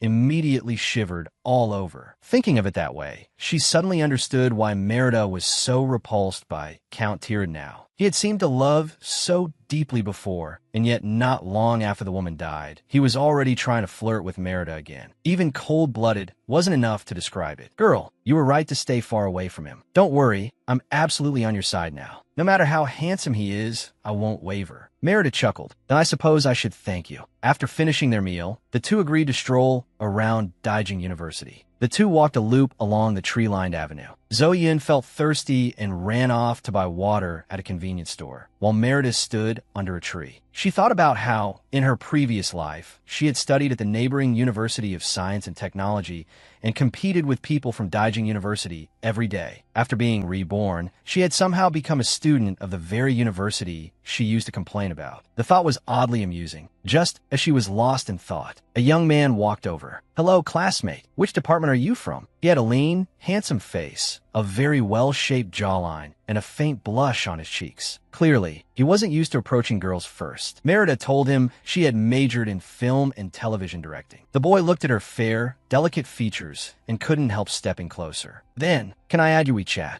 Passing students whispered among themselves. "Isn't that the male god from the Department of Data Science? He's asking someone for WeChat right out in the street. Wasn't he the cold and distant type?" Someone else said. "With a face like that, if you had the chance, wouldn't you go for it too?" Merida looked a little helpless. "Sorry, Junior. I graduated this year. Zhou Yun likes the puppy type, but I don't." Just then, Zhou Yun came out of the convenience store with a face that plainly said, "What the hell? I was gone 5 minutes, and already some puppy type is hitting on you?" Just when Merida thought the other party would retreat, the boy turned out to be even more straightforward than she was. "I don't mind." He looked stubbornly at Merida. "I'm only a year younger than you. I'm a junior, but there's really not much difference." Merida lifted a hand to her forehead and glanced at Zhou Yun behind her, who was already drooling while gesturing frantically. Merida couldn't help quietly reminding her, "Wipe your mouth." Then she turned the boy down. "You're not my type." With that, she grabbed Zhou Yun, who clearly wanted to stay and keep enjoying the view, and started dragging her away. But the boy quietly watched her with every intention of persisting. Feelings can be cultivated. Merida was almost speechless. "I have no interest in cultivating them. We have something to do, so we're leaving." Even as they walked away, the boy still stubbornly called after her. "What's your name?" Without even turning her head, Merida waved a hand. "I'm Little Red Riding Hood, the kind that can kill the big bad wolf. So stop thinking about it." The boy stood where he was and murmured, "Little Red Riding Hood. We'll meet again." Sitting in the car, Zhou Yun finally couldn't help saying, "Girl, you don't even like a puppy with that kind of face?" Merida said he was too young. After all, in her previous life, she had already been 27. That made Zhou Yun suddenly think of something. Her eyes lit up as she coaxed. "Then I'll take you to see some older ones. There's a casting call for a movie tomorrow. How about you come with me?" Merida looked puzzled. Seeing that she had reacted, Zhou Yun grew even more excited. "I'm telling you, my dad spent a fortune on this movie. He even invited a director who's won the Palme d'Or, and he paid big money to get 2 Best Actor winners." Merida didn't understand why Zhou Yun was suddenly so enthusiastic. Zhou Yun grew anxious. "Come on, just come with me." In the end, Merida was worn down by Zhou Yun's relentless pestering and reluctantly agreed. The next day, when the two arrived on set, the casting was in full swing. Suddenly, Zhou Yun let out a love-struck cry. "Oh my God, he's so handsome." Merida followed her line of sight. Unable to help herself, she casually asked, "Who's that?" Zhou Yun looked at her in shock. "No way. Girl, that's Liang Luolin. Don't tell me you don't even know Best Actor Liang." Looking at the entire set, which had suddenly fallen into an eerie silence, Merida very much wanted to launch her overly talkative best friend straight into the sky. Now, not only did the whole set know she didn't recognize Best Actor Liang, but even the box office king himself had turned to look at her. Having a conspicuous best friend like this was truly her fate. Just then, a woman in red holding a script angrily blocked their path. "Who are you? Do you know this is a film set? Unrelated people aren't allowed in." The two of them looked at the haughty actress at the same time. "How do you know we're unrelated people? Is the set your family's property?" The actress hadn't expected to be snapped back at, and her expression immediately darkened. "You were shouting on purpose, weren't you? Just trying to attract Best Actor Liang's attention. You don't look decent at all." Then someone else added,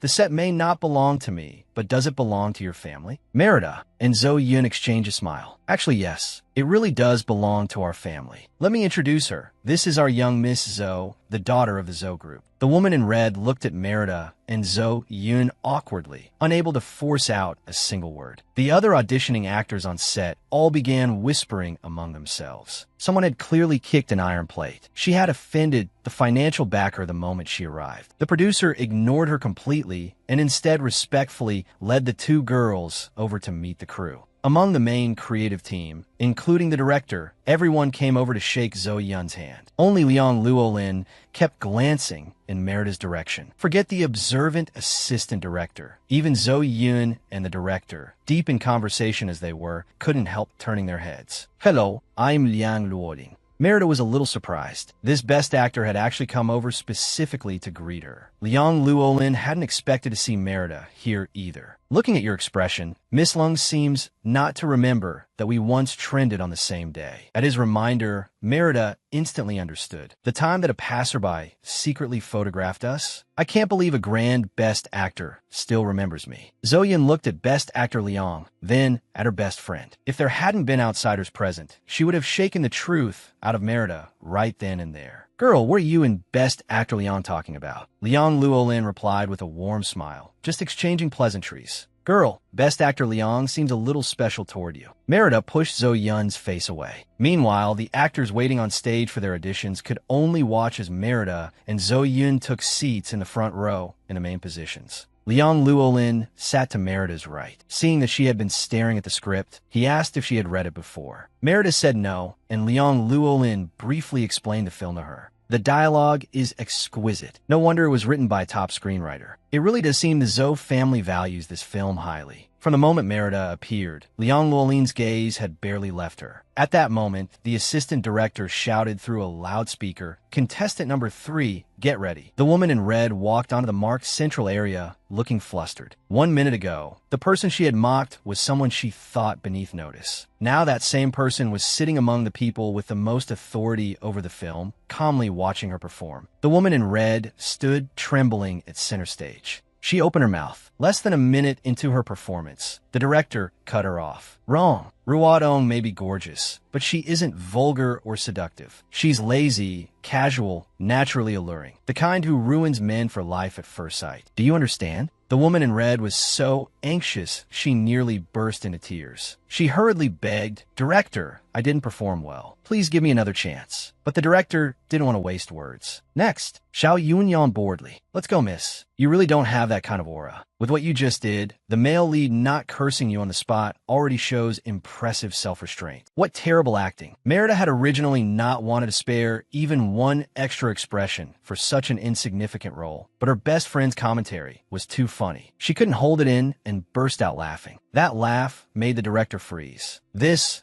was the grace and presence that the cherished scarlet mark in a noble family's memory should have. Just as he was about to speak, there came a heavy thud. The woman in red on stage collapsed directly to the floor. The staff rushed over. "What happened?" "Call an ambulance." Quite a few passers-by outside stretched their necks to peer in. After all, watching a commotion was a national pastime. Merida glanced casually to the side, but when she saw a familiar figure, her expression paused slightly. "Count Tyan? Why was she here?" She immediately stood up and tossed a line to Zo Yun. "I'm heading out for a moment. I'll be right back." Then she left the audition hall. Once outside, under the shade of a nearby tree, she saw the figure she had just noticed. Count Tyan was holding a tablet. Beside her stood a plainly dressed crew worker who seemed to be explaining something. The man suddenly looked up and was struck speechless by Merida's beauty. Count Tyan saw that he wasn't talking, and before she could scold him, a cold, stunning face had already appeared before her. Count Tyan instinctively took a step back. "Miss Lung, why are you here too?" Merida swept a cool glance over her. "Shouldn't I be the one asking you that? Weren't you transferred back to HR for retraining? Does Xiao Group's HR department happen to be based here?" "Of course not." "Miss Lung, you must be joking. HR arranged for me to come do research and analysis." But the moment Merida saw the tablet in her hand, everything became clear. So Xiao Group also wanted a hand in the film and television industry. The infamous spoiled heiress can think that fast. No wonder she had previously gotten Nista completely under control. So this woman really was nothing like the rumors outside. For a moment, Count Tyan was both angry and afraid. Pretending to look innocent, she said, "I'm not really sure either. I'm just carrying out the company's assignment." As soon as she finished speaking, she happened to spot Liang Luolin not far away. "I didn't expect to run into best actor Liang here." So she lowered her head slightly. "Miss Lung, I know you're unhappy with me because of that earlier misunderstanding, but I truly had no idea Miss Chi would spread such wild rumors outside. Please forgive me." She wore a look of suffering and silence. Merida found such tricks beneath contempt. Miss Sun, with your face, acting pitiful is really rather jarring. Since you love acting so much, why not go audition and learn from professionals? You're so amateurish that it lowers the standards of Xiao Group. Count Tian's expression shifted as she watched Liang Luolin approach step by step until he merely turned his head and gently looked toward Merida. Miss Lung, the director remembered to save lunch for you and has been looking for you everywhere. Liang Luolin and Merida actually knew each other. Count Tian was first caught off guard by that realization. Then, like a bolt from the blue, another thought struck her. Was Merida going to act? She looked utterly bewildered, raising her head to stare at Merida and then at best actor Liang, unable to process the information. After learning that Xiao Group planned to enter the entertainment industry, Merida instantly lost interest in someone like Count Tian. Hearing Liang Luolin say that, she assumed Zhou Yun had sent him to fetch her, so she nodded. Let's go. Without sparing Count Tian another glance, she turned and left. Liang Luolin didn't immediately leave with her. Instead, he fell a half step behind, maintaining polite social distance. Unexpectedly, that made it easier for Count Tian to stop him. Mr. Liang, wait. She suddenly grabbed his sleeve, her eyes slightly red, looking careful and fragile. You know, Miss Lung? Liang Luolin lowered his eyes and looked at the hand clutching his sleeve. His gaze carried no warmth at all. The weak and innocent expression on Count Tian's face stiffened there. As if only now realizing how presumptuous she had been, she quickly let go. Sorry, I was just too emotional. I didn't mean to. If you know Miss Merida, could you please help explain things to her? She really misunderstood me. Liang Luolin had not intended to linger, but hearing that, he paused before saying, You and Miss Lung had a misunderstanding. Count Tian carefully reddened her eyes. When Miss Lung was slandered by a classmate, I got dragged into it and was criticized by the company. But Miss Lung is still angry with me. I want to explain myself, but she won't listen. She thought to herself that Liang Luolin was famous for being gentle and refined. He must surely dislike arrogant women. She was just about to add a few tears for effect when a mocking voice came from above her. Are we close? Why should I help you? And your acting is really terrible. I suggest signing up for some acting classes and studying properly. After saying that, he turned and left. When Merida returned to the set, Zhou Yun pulled her over to say goodbye to the director, explaining that they had something to do in the afternoon and would leave first. The director immediately grew anxious. Wait, there's something I want to ask Miss Lung. Miss Lung, would you be willing to play Ruado? Merida's expression flickered in surprise for a moment, but she quickly regained her composure. Seeing everyone staring at her and the director, she pressed her lips together. Director Ku, I'm very grateful that you think so highly of me, but I have absolutely no acting experience. Zhou Yun looked at the director's earnest face and suddenly felt something stir in her heart. Thinking back over the entire morning, Director Ku had kept glancing at her best friend. She couldn't help thinking, oh my god, my girl is about to become a co-heroine. Won't you really think about it again? But Merida still refused Director Ku because she had no plans to act. Yet after she turned down a famous director's invitation, some people immediately criticized her for trying to raise her own value, for taking herself too seriously. Others said she was fake and pretentious. Some even claimed she was scheming, that she must be trying to cling to best actor Liang to gain fame. In the entire crew, only Zhou Yun truly understood Merida's family background. Little did they know how quickly the slap in the face would come. Merida had politely declined. When a carefree young man walked into the set, Merida, it really is you. When I saw that limited edition Lamborghini outside, I knew it had to be yours. So, what do you say? Want to go for a lap at the club later? The middle-aged man behind him hurriedly apologized to everyone. Sorry, everyone. This is the park owner's son. He heard a friend was here and came to say hello. Merida took a careful look at the young man, speaking, and suddenly remembered him. He was one of the spoiled, rich second-generation heirs the original Merida used to run with. Ziming, what a coincidence.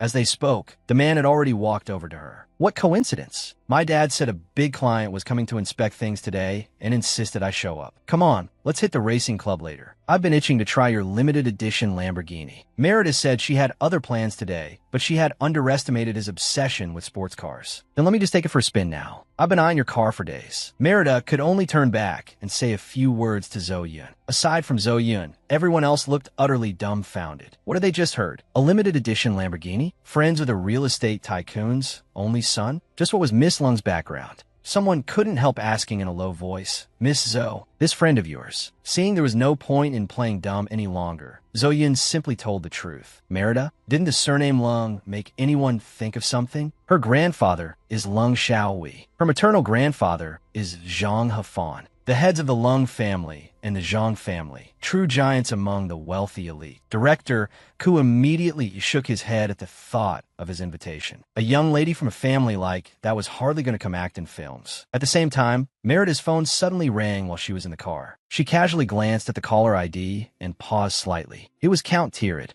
"Merida, I heard you went to the film city in the south of the city today." Merida let out a light laugh. Count Tyan really was a good little informant. The moment she ran into her, she had gone straight to report to Count Tirad. "Yes, haven't you met my friend Zoe before? Her family set is here, so I came over to have a look." She spoke in a relaxed tone, quietly waiting for what Count Tirad would say next. He wouldn't make this call without a reason. Sure enough, hearing how open and straightforward she sounded, Count Tirad paused before continuing. "You just graduated and don't understand how deep the waters of the entertainment industry are. That circle is too chaotic. It's fine if you're just looking around, but be careful in everything." Merida's lips curved into a cold smile. So he was afraid I'd step into his territory. "I'm just here to look around with a girlfriend." Her innocent voice carried a note of casual indifference. After hanging up, Merida had originally had little interest in the entertainment industry. But once she realized how seriously Count Tirad took it, she started to have other ideas. After returning to the set, she looked at the dejected Director Ku and smiled faintly. "Director Ku, you said earlier that you wanted me to play Roado." Director Ku froze, not expecting Merida to bring up the subject again. Excitement immediately rose on his face. But then he remembered what Miss Zoe had said earlier, and it was as if cold water had been poured over him. Even his voice carried a trace of weakness. Zoe Yun patted the director comfortingly, signaling for him to stay strong. Merida couldn't help smiling. "It's not that I absolutely can't do it." Zoe Yun's bright eyes widened as she stared motionless at Merida. "Girl, even mountain roads with 18 bends aren't as twisty as you. You've been quietly planning something big, haven't you?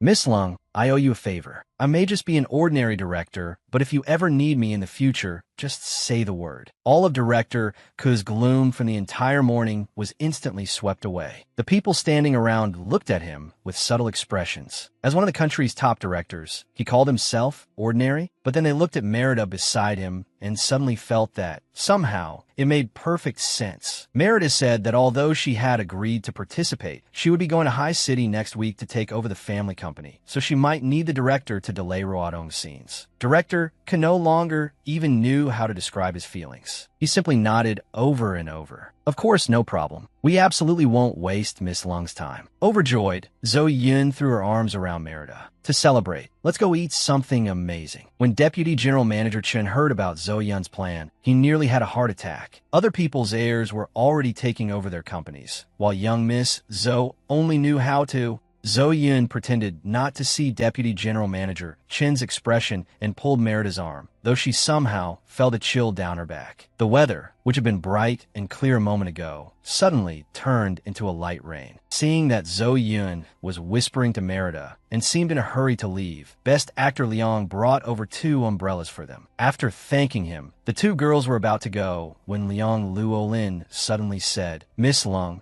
I'm looking forward to working with you. When the time comes, I hope you'll guide me." Merida smiled. "You flatter me. I'm sure I'll be the one with much to learn from Mr. Liang." That scene of the 2 saying goodbye was secretly photographed. As a loyal fan of Liang Luolin, someone uploaded the picture to a fan group almost immediately. Shocking gossip. I actually saw our Best Actor Liang and that hot search girl appear together on set. The candid photo quickly caused an uproar. The fans in the group were all going crazy. "Damn, what's going on? Does Brother Liang have a scandalous girlfriend? Isn't this the woman who stole our brother's spotlight on the trending list? I knew there was something wrong with her. She's clout chasing off my idol before even debuting. Shameless. Where's the manager? Where's the studio?" On the other side, Zoe Yun spent the whole drive gossiping. Merida hadn't intended to hide things from her anyway, so she briefly mentioned Count Tirad's phone call. "I knew it. So that's why you suddenly changed your mind and agreed to act. But do you really plan to block Count Tirad's path? Acting is just a means. My real plan depends on you helping me arrange a meeting with your dad. I want to discuss a business deal with him." Though she was full of curiosity, Zoe Yun had always been loyal. "My parents' 25th wedding anniversary banquet is coming up soon. Just come straight to my house then. As soon as she said that, Zo Yun keenly sensed that people around them were glancing over repeatedly. So she lowered her voice and said, "Girl, have you noticed everyone is looking at us?" Just then, the sales clerk's discussion drifted over. And she still dares to stroll around the mall so openly at a time like this? Isn't she afraid Best Actor Liang's fans will splash acid on her? But Best Actor Liang really does have good taste. Did you see those long legs? I thought they were photoshopped in the picture. A voice suddenly interrupted them. What picture? The sales clerks immediately froze in embarrassment. A photo had already spread through fandom circles. Merida glanced at the phone and felt that in this lifetime, she seemed fated to clash with fan circles. She had just sent off Nista's fans, and now Liang Luolin's fandom had arrived. Before she could speak, the clerk hurriedly changed her tune. "Please don't be angry. We just think you and Best Actor Liang look well matched. Why react so strongly? Some actresses in the industry would kill to ride his popularity and wouldn't even make a splash." She hadn't even finished speaking before Merida's amused laughter cut her off. "So,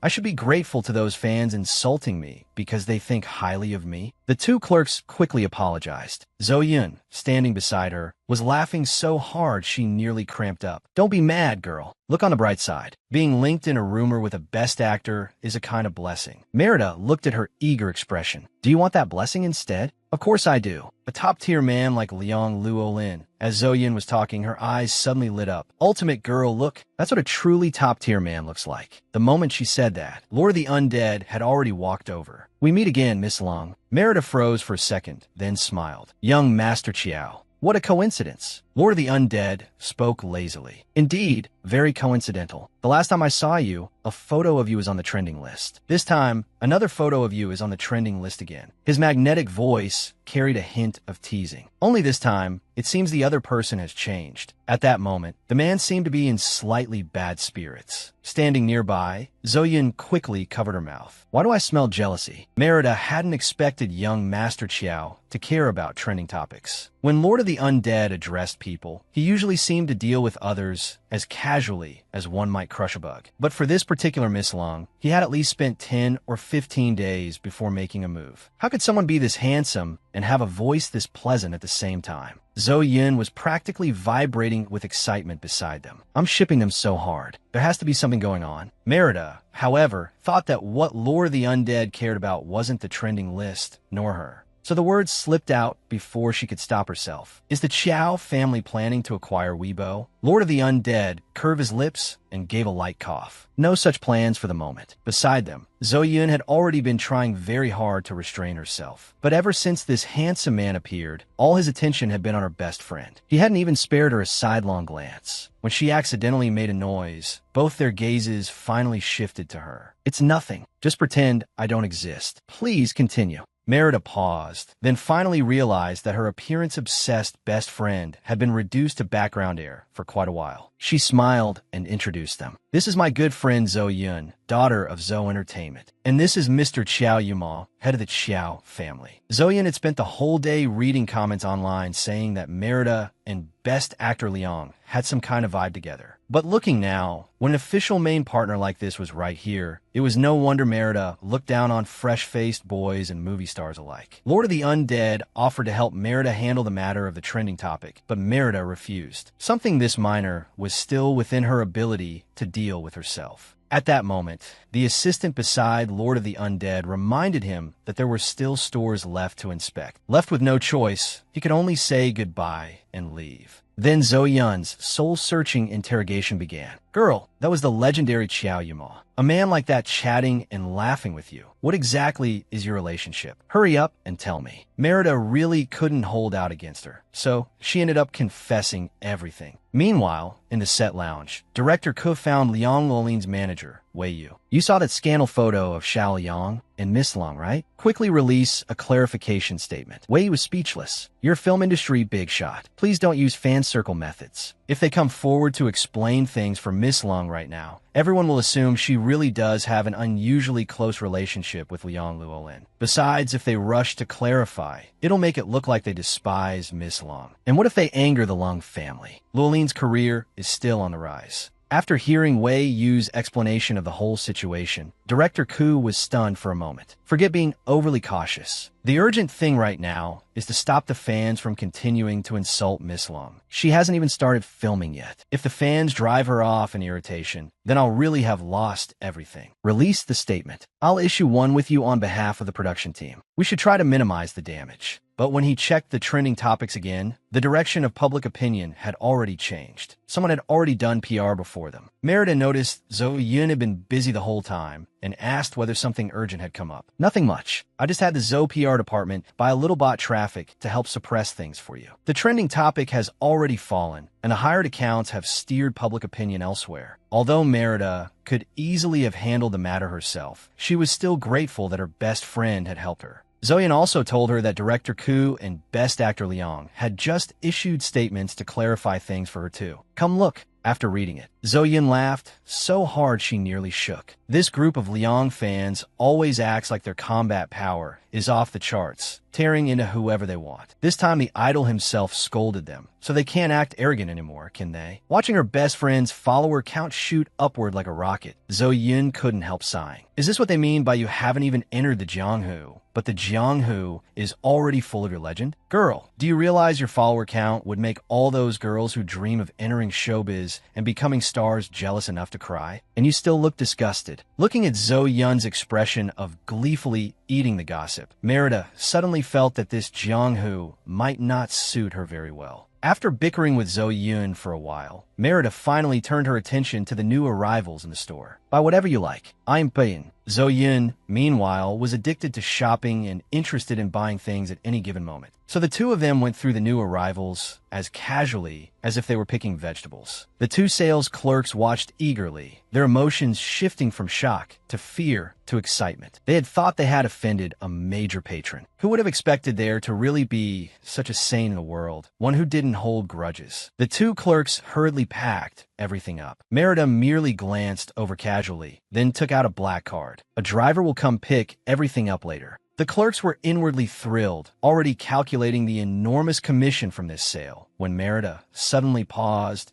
and called to another saleswoman farther inside the store. Excuse me, come over and check me out. The commission for this order goes to you. The smiles instantly froze on the first two clerks' faces. Merida gave them a mocking smile. I'm not some easy sucker. She had given them hope, only to slam the brakes at the very last second, shattering it and leaving behind a huge sense of loss. Honestly, being treated coldly from start to finish would have hurt less. But who could blame anyone else? They were the ones who had started by gossiping behind people's backs. In the end, they had brought it on themselves. After leaving the store, Zoyan immediately gave Merida a big thumbs up, a psychological kill. It had to be you. Her best friend really wasn't on the same level as her. No wonder she had started talking about doing business with her father the moment she arrived. Zoyan's admiration scrolled through her heart like bullet comments. As the two chatted, they saw Lord of the Undead standing not far away, waving at her. I just finished up. Would you honor me by having a meal together? All the way here, Zoyan had been trying to imitate Merida and maintain a cool, aloof posture. This time, however, she completely failed. She hadn't expected Lord of the Undead to come specifically looking for them. While they waited for the dishes, Lord of the Undead spoke first. I heard you're planning to act in a movie. Weren't you supposed to be taking over your mother's company? Why are you suddenly moving in entertainment halfway through? He didn't believe she would do such a thing for no reason. After all, she had no need for the little money actors earned. Merida hadn't expected him to be paying such close attention to the matter. After a brief thought, she answered directly. I got word this morning that Count Tyrid intends to expand Shao Group's business into the entertainment industry. Lord of the Undead's eyes darkened at once. After a pause, he looked at her steadily. So, you want to take revenge on the blind man you once fancied? At first, Zoyan had thought their conversation sounded fairly normal. But when she heard that sentence, the speed of the train in her mind could no longer be stopped. It accelerated wildly. So this official main partner even knew so much about her best friend's romantic history? Compared to Zoyan's secret excitement, Merida, on hearing that, felt so awkward she nearly wanted to close her eyes and pretend she had died socially on the spot. She forced herself to stay calm, poured a glass of juice, and pushed it toward Lord of the Undead. Actually, there's another reason. This film is an investment by Zoyan's family, and they haven't found a satisfactory actress. I'm just helping out. Lord of the Undead slowly accepted the glass she handed him. His eyes were filled with amusement, and he gave a low hum. That's not the only reason, is it? Merida suddenly curved her lips. In that moment, her gaze met his directly. Her focused eyes swept away all the previous embarrassment and teasing. I plan to use this opportunity to test the waters. I want to see how the entertainment industry's profit model works. As Laura the Undead looked into those eyes, unobstructed now, something seemed to lightly strike his heart. It wasn't heavy, yet it made even his fingertips go numb. He had never imagined that when this little fox stopped playing tricks and showed her true self, she would be like this, so impossible to look away from. This time, Laura the Undead finally couldn't help laughing. So you're not only planning to block Count Tyr's road, you're also thinking of shaking up the Zhang family's future plans. When Merida heard that, she said, "Why not?" Zhou Yun, who had been forced into the role of wooden background decoration the whole time, stared with her mouth hanging open. Weren't they talking about movies? What were these two talking about now? The Zhang family has never entered the entertainment industry before. Are you sure this isn't too risky? Lord of the Undead tilted his head slightly, the amusement fading from his gaze. Rare seriousness appeared on his face. For ordinary people, a plan like hers was no different from someone who had not even learned to manage a company properly, yet already rushing to leave the main road and sprint wildly off track. For a business newcomer, this was a major taboo. But Merida's eyes glimmered with fragments of light. If a company doesn't dare to innovate, then it isn't far from collapse. Doesn't young Master Chow understand that principle better than anyone? With that, she raised her glass of juice in a mock toast. After all, from touring young Master Chow's company, I learned quite a lot from your operations department. Looking at Merida now, Lord of the Undead suddenly found himself wanting to see just how far she could go. That day, she received a text from Ziming asking her to go racing at the club. So she and Zhou Yun headed there together. They had just parked when a whistle sounded from not far away. Looking up, they saw Ziming standing in front, followed by a group of young men and women. Every single one of them was staring at her car with shining eyes. Some were even cheering and telling her to set an example first. The moment the words fell, screams rose all around. Everyone knew that Merida's driving skills might not be the best, but when she raced, that fearless all-in momentum was the most thrilling thing about her. She hadn't expected that bringing the car over for this bunch to test drive would end up dragging herself into it. She slowly started the car, hearing their excited laughter and shouting in her ears. With one press of the accelerator, the car shot out like an afterimage. The crowd couldn't help shouting wildly, "Merida, are you using cheats or what?" Everyone's faces were full of disbelief. The next second,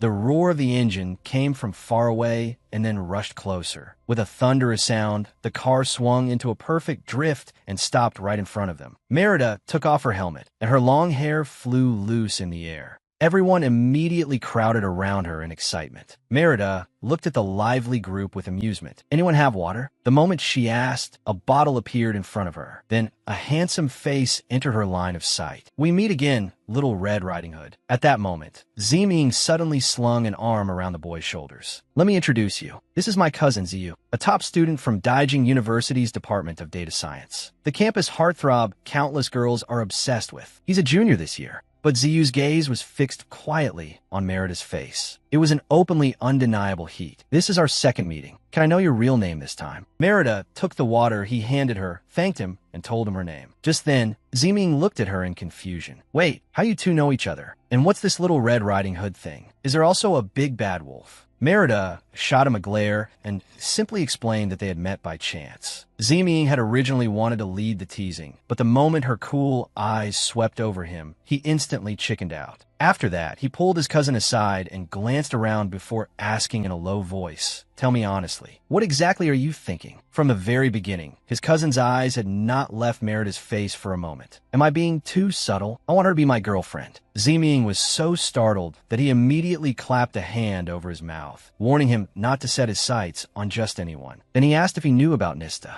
That woman had offended Merida not long ago, and the Chi family had collapsed directly because of it. Seeing how serious you looked, Ziming couldn't help taking a deep breath. Merida has seen all kinds of people with a family background like hers. Her standards have always been sky high. In the past, she only had eyes for Count Tyr'd. Now she doesn't even think much of him anymore. "Don't say I didn't warn you." Ziyu's expression froze. Then he looked toward Merida, who was currently joking around with everyone. "This junior's eyes are practically on fire," Zhou Yun murmured with regret. "If I hadn't met your official partner yesterday, I'd definitely be backing this handsome little guy now." At those words, the image of Lord of the Undead flashed through Merida's mind. Before she even noticed, a faint flush rose to her cheeks. Zoyin looked at her best friend with amusement. Merida froze and said, "What official partner? Don't talk nonsense." It had only been one scandal rumor. How had it become something so ambiguous once it passed through Zoyun's mouth? All right, the class monitor sent a message in the group just now. There's a gathering at a club at 7 on Saturday night. Let's go together. Standing not far away, Ziyu happened to overhear the news. Merida had just agreed when, in an instant, she felt like a figure had flashed by in the distance. Zoyin saw her reaction and asked what was wrong. Merida stared for 2 seconds, then shook her head as if nothing had happened. Nothing. Maybe I saw wrong. It just felt like someone was standing there. At the same time, a middle-aged man dialed Count Tirid's number. After making a mistake, instead of going to apologize to young Master Chiao, he keeps trying to find a shortcut through her. Does he have no brain at all? On the day of the Saturday reunion, the White Lotus came looking for her again. Merida arrived at the gathering place as promised. The moment she entered, Zoyin immediately gave her a thumbs up. She had to admit it, Merida's outfit tonight was absolutely perfect for a bar. Even the classmates in the booth couldn't help muttering. Were the people at school all blind back then? Someone like Merida was only considered a department flower? No wonder that campus heartthrob in freshman year chased her like crazy, only to end up with a nice guy card. Merida waved a hand helplessly. How long ago was that old yellow calendar stuff? And you still remember it so clearly? How is that old news? Did you forget Nista? Wasn't it because she liked that campus heartthrob that she targeted you? When Zoyin got to this point, a figure suddenly rushed toward them, grabbed Merida's hand without a word, and began pleading bitterly. "Please let my family off. Please." Sure enough, one should never speak of the devil. They had just mentioned that campus heartthrob and Nista appeared. Merida looked speechlessly at her wrist. Had this woman taken some kind of strength pill? Her grip was ridiculously strong. And with that sallow face and pitiful words, anyone who didn't know better would think Merida had bullied her somehow. I know I was wrong. I shouldn't have been used by that woman, Count Tyan. But my family is innocent. As long as you're willing to let us go, I can kneel to you. Everyone looked at Nista. How had she become this haggard? Was the chief family truly at a dead end now? Then everyone looked at Merida again. It was true that Nista had been at fault first. But did it have to extend to the whole chief family? Wasn't Merida going a little too far? Nista didn't care in the slightest what the people around her were saying. She just clung to Merida desperately, imagining that since Merida had dared to ask young Master Chiao to go after the chief family, would she dare refuse the desperate pleas of a pitiful person in front of so many people? She looked anxiously at Merida. The grip on her wrist tightened more and more. Merida glanced at her now red wrist. "Let go." There was a trace of anger in her voice, and everyone felt a sudden chill run down their backs. She violently shook Nista's hand off, then turned her head slowly and deliberately to look at her. Before Nista could react, Merida took out a wet wipe and started scrubbing wildly at her face. Nista froze. Everyone watched as the sallow color on her face slowly came off, revealing her original complexion. The whole crowd sucked in a breath. So that look had all been done with makeup? They had actually felt sorry for her for a second. What kind of ultimate scheming White Lotus was this? Merida tossed aside the wipe in her hand. If you're going to come out and act pitiful, at least use better makeup. Aren't you afraid of ruining your skin? And leaving everything else aside, doesn't Uncle Chi still know by now that the one who made a move wasn't my family? Nista, whose face had been scrubbed clean, choked visibly. That expression was practically a confession without being forced. Merida smiled knowingly. "So you knew full well that this was something ordered by young Master Chiao, and yet you still came to me in front of all our old classmates, looking like a person driven into a desperate corner, begging for mercy. Why? Because I didn't personally make a move, so you thought I'd be easier to talk to?" Nista shrank a little. "You're so close to young Master Chiao. As long as you're willing to speak for our family." Before she could finish, Merida cut her off coldly. "You mean you want me to apologize on your behalf?" "Nista, does your surname happen to be Ming?" Nista didn't understand. "You don't share my surname." "Exactly. Since you don't share my surname, where do you get the face to ask me to go apologize for you?" Merida felt that the other woman's logic and ethics probably needed to be melted down and rebuilt from scratch. As Nista unconsciously lowered her head, the classmates sitting nearby were all speechless. How could someone be this shameless? By the way, who exactly was this young Master Chiao, whom even the Chi family couldn't reach? After standing there dumbly for a long time, Nista finally understood what Merida meant. Her face alternated between red and white. A girl who had always been sharp-tongued now couldn't squeeze out a single word. Her original plan had been that if she lowered herself and begged in front of so many people, then no matter how proud Merida was, she'd still be afraid of being called cold-blooded and heartless, of abandoning old classmates in their time of need. Who knew Merida would completely refuse to follow normal logic? Just then, Ziyu walked over. He didn't spare even a glance for the crying woman beside Merida, and instead looked straight at Merida, asking if she needed help. Merida declined his offer. Then she turned back to Nista. Why are you still not leaving? Are you planning to stay and wait for me to host a funeral feast for you? But looking at your face ruins my appetite. In the end, under the speechless gazes of the old classmates, Nista left in tears. On the right sat the department heartthrob. On the left sat an overlord of the business world. It really did fit the saying, good looks and money. Was this the legendary Shura Field? Seeing Ziyu's face redden, Zhou Yun immediately shifted aside and offered him the empty seat on Merida's left. Seat. The little flames of gossip in the group instantly flared up because someone recognized him as the star of the data science department. They immediately pressed Merida for details, asking how she had come to know this campus heartthrob. At the same time, half a head popped out not far away. This won't do. Someone's actually trying to seduce little sister-in-law behind Brother Chiao's back. He immediately called Lord of the Undead. Brother Chiao, this is bad. Little sister-in-law is being wildly pursued by an enthusiastic college guy in the bar. If you don't come now, your wife's going to run off with someone else. On the other end, Lord of the Undead paused for a second. After Ziyu sat down, he gradually relaxed and casually poured Merida a glass of wine. But before she could react, a long, strong hand reached across the air and gently pressed down on the rim of the glass. A tall figure blocked the light before Merida's eyes. The next second, a low, elegant voice brushed lightly past her ear. Didn't you say you just recovered from serious illness and shouldn't drink? That was the exact excuse she had used at the birthday banquet when she refused his toast. The seating area suddenly grew noisy. Everyone stared at the man who had suddenly appeared in front of Merida. Wasn't that Count Tirad? He was here to see Merida? Hadn't everyone said back then that no matter how Merida chased him, he never responded? I happened to pass by. Hope you don't mind adding one more. He had sent someone to follow Merida that day, so he knew she had a class reunion today. He wanted to figure out why. After learning he planned to enter the entertainment industry, she had insisted on inserting herself into it too. He wanted to know what she was really planning. Merida said nothing. The air suddenly filled with a strange tension. The crowd was still caught in the shock that one day they would actually get to be this close to such a powerful figure. The whole class stared at Merida with expressions that were almost surreal, somewhere between admiration and envy. Only Zhou Yun looked unusually out of place among them, wearing a very complicated expression. No one knew better than Zhou Yun just how much Merida disliked the man in front of her now. So what on earth was going on tonight? First, the campus heartthrob Jr., then Count Tirad colliding with him this perfectly? Yet the angriest person there wasn't Zhou Yun. It was Ziyu, sitting on Merida's left. The more he looked, the more it felt like a case of rivals meeting with eyes blazing. Was this really the legendary Shura Field? Seeing the atmosphere turn awkwardly cold, the class monitor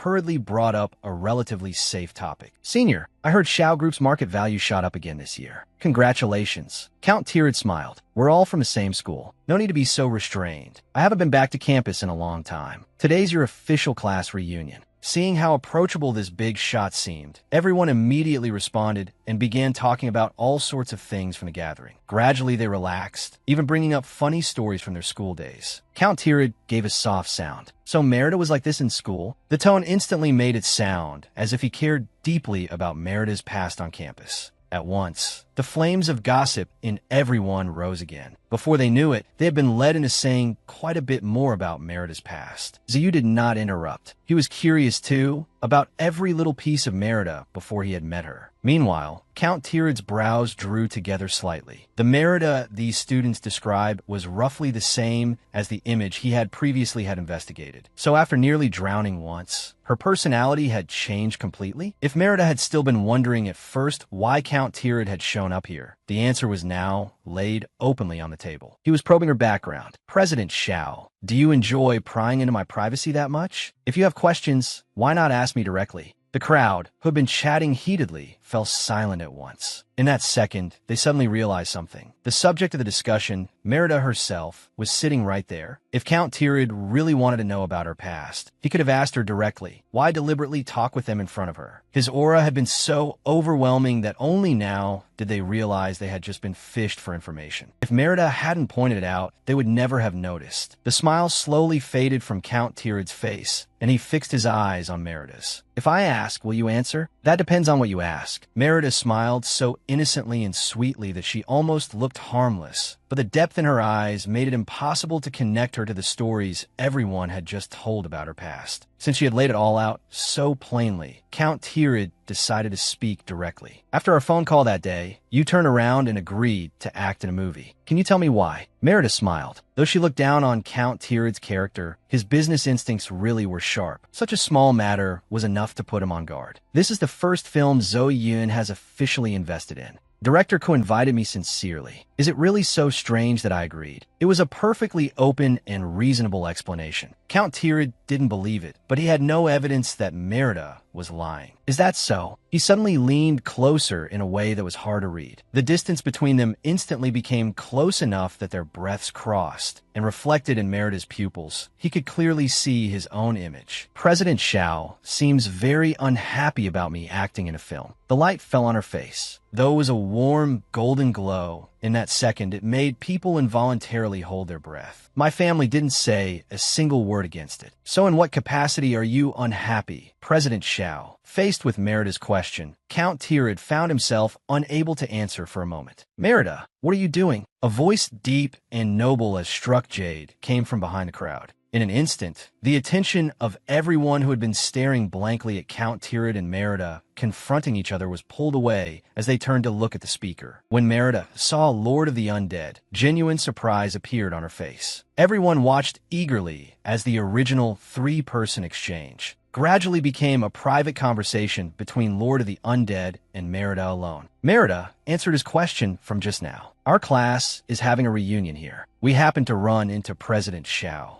Lord of the Undead's gaze naturally fell on Count Tirid, as if only now noticing him. President Xiao, what elegant interests. Back in the university district to reminisce about your student days. Count Tirid tugged at his lips. Compared with Lord of the Undead's custom-tailored casual wear, the suit he had come straight from the company in, without changing, really didn't look at all like the outfit of someone specifically here to reminisce about old times. He took a breath and recovered his usual smooth, social demeanor. I happened to be here catching up with friends and ran into Merida, so I came over to talk a little. Lord of the Undead seemed not to notice his subtle expression at all and casually nodded, as though those few polite words were already the utmost attention he was willing to give Count Tirid. At that moment, all of his attention was on Merida. Was Count Tirid giving you trouble just now? Merida said it was fine, that she could handle it herself. In the next second, Lord of the Undead suddenly raised a hand and touched her cheek. You've been drinking. Your face is a little red. Did you drive here yourself today? Merida's face reddened even more at once. She shook her head, wanting to explain that she hadn't driven herself, that the family driver had brought her, so there was no need to worry about drunk driving. But before she could say anything, Lord of the Undead simply nodded. Then I'll give you a ride home on the way. Otherwise, I won't feel at ease. Are you staying to play a while longer, or leaving now? Merida was well aware that she had already supplied this batch of gossip-loving classmates with wave after wave of juicy material for the night. If she stayed any longer, she'd only be surrounded by even more questions. So she nodded and waved to everyone. I have plans tomorrow, so you all have fun. Yet the supreme ruler of Xiao Group in the business world had been left there like a clump of transparent air, set aside by Merida. Lord of the Undead had always been notoriously difficult to approach. When had his relationship with Merida become so intimate? The classmates were burning with curiosity, but the main character had suddenly vanished. They all quietly pulled out their phones. By the time Merida got into Lord of the Undead's car, her phone was vibrating like it had Parkinson's. Once the car quieted down a little, she opened the class chat. As expected, the whole class was frantically tagging her. After dropping her off, Lord of the Undead couldn't help glancing sideways at her. What are you looking at? Your phone never stopped the entire ride. Merida guiltily put her phone away. The people in my class are just chatting about meaningless nonsense. Lord of the Undead asked again, was Count Tyrid there specifically for you tonight? Merida understood Count Tyrid's intentions perfectly well. He probably knows I'm going to interfere in the entertainment industry and is afraid I'll block his path. Lord of the Undead glanced at her, thinking she might be underestimating Count Tyrid. So he simply chose to speak plainly. He's been in the industry for many years. His qualifications and methods are all there. You shouldn't be underestimated. You may be smart, but your foundation isn't stable yet. If you go up against Xiao Group, you probably won't have the advantage. Lord of the Undead paused for a while, then seemed to feel that his words might hurt her confidence a little, so he smiled. Do you want my help? Merida looked at him in surprise. The assistant to the head of the Xiao family. This was really no small matter. But the next second, she suddenly burst out laughing. The teasing in her downcast eyes, paired with that exquisitely beautiful face, was simply impossible to look away from. If I'm going up against him, then of course it's only satisfying if I do it myself. Since I dare to cut him off right in front of him, I never intended to retreat even one step. I'm going back to Moda tomorrow to meet the real golden thigh in my family. Thanks for taking me home tonight. I'm going in. She turned as she spoke, but the smile on her face disappeared in an instant. What was the point of using someone else's power to suppress Xiao Group? She was going to personally crush the Xiao Group that Count Tyrid was proudest of beneath her feet, for her grandfather's revenge, for the feeling she had trampled underfoot in her previous life. Count Tyrid would repay every last bit. Lord of the Undead watched as she walked step by step into the Villa District. Her hostility toward Count Tyrid was truly undisguised. What exactly was the grudge between them? For a moment, he found himself genuinely looking forward to it. It had been a long time since anything or anyone this interesting had appeared. The next day, Merida boarded her family's private jet and flew to Modu.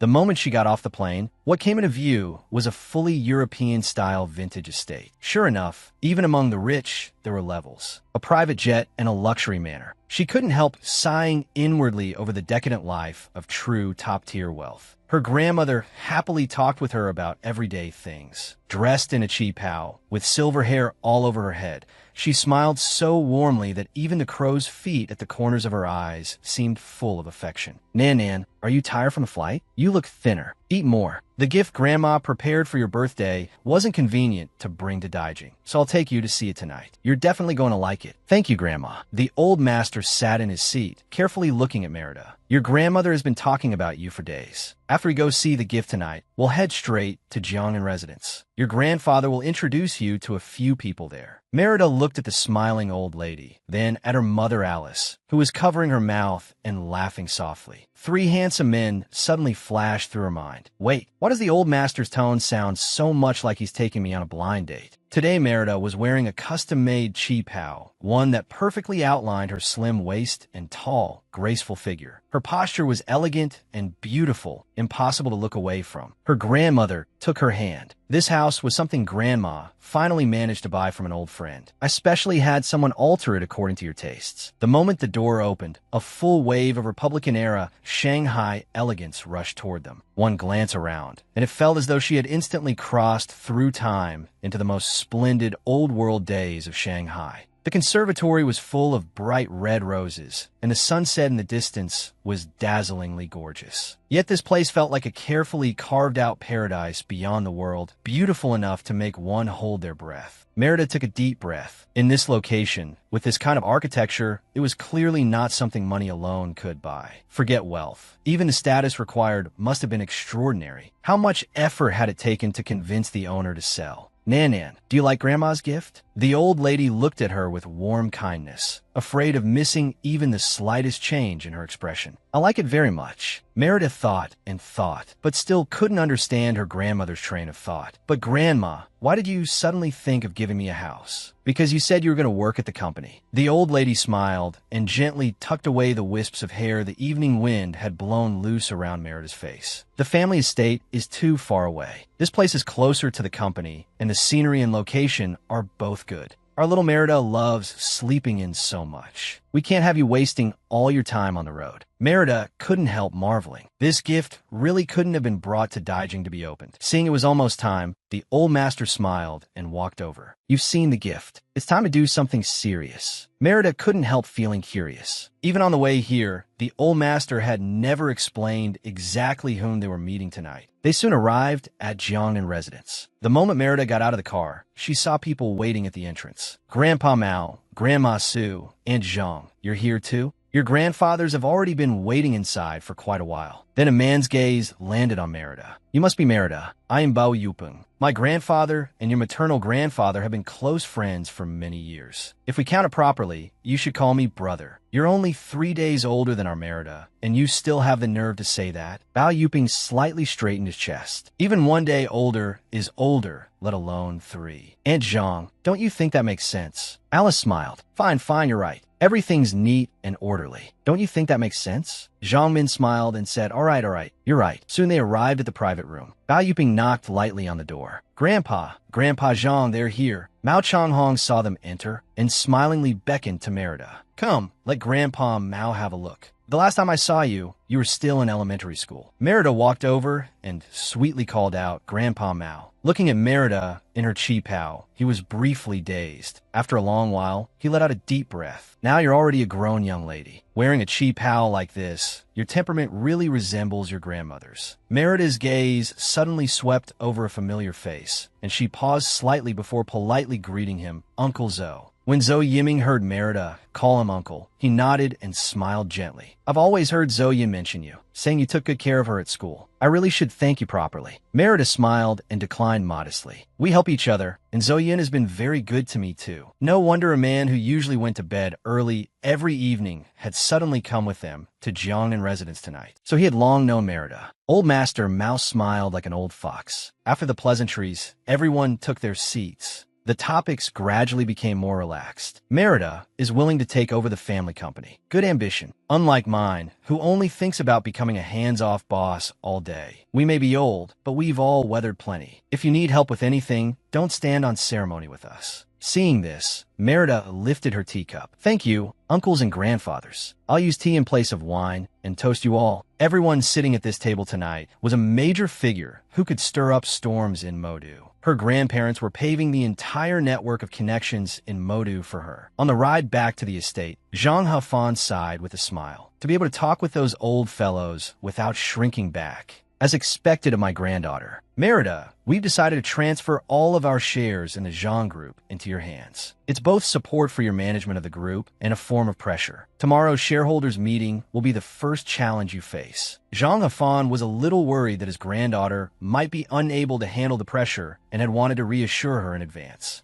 Unexpectedly, upon hearing that, Merida simply said, why should I be nervous? In the business world, all disputes boil down to one thing in the end, profit. As long as I can make the money, who would oppose me? Zhang Haofan froze for once, staring blankly at his granddaughter and those lively eyes of hers, wondering if he was really getting old and unable to keep up with this child's mindset. The next day, on the 88th floor conference hall of the Zhang Group building, the entire meeting room was in an uproar. Let some little girl who knows nothing come manage things? Is this a joke? Is the Zhang Group really going to end just like this? If the little princess takes power, doesn't that mean we're headed for losses? When the equity changes later, should we try persuading the old master again? Just then, Merida pushed open the door, stepped in, and swept her gaze across the room. Then she introduced herself to everyone. This is our first meeting. Hello, everyone. I'm Merida. At the board meeting, Merida announced a total of 3 things. Within 3 months, she would make everyone realize that every opinion she proposed would bring huge profits to the group. Once the shareholders' meeting ended, she instructed assistant May beside her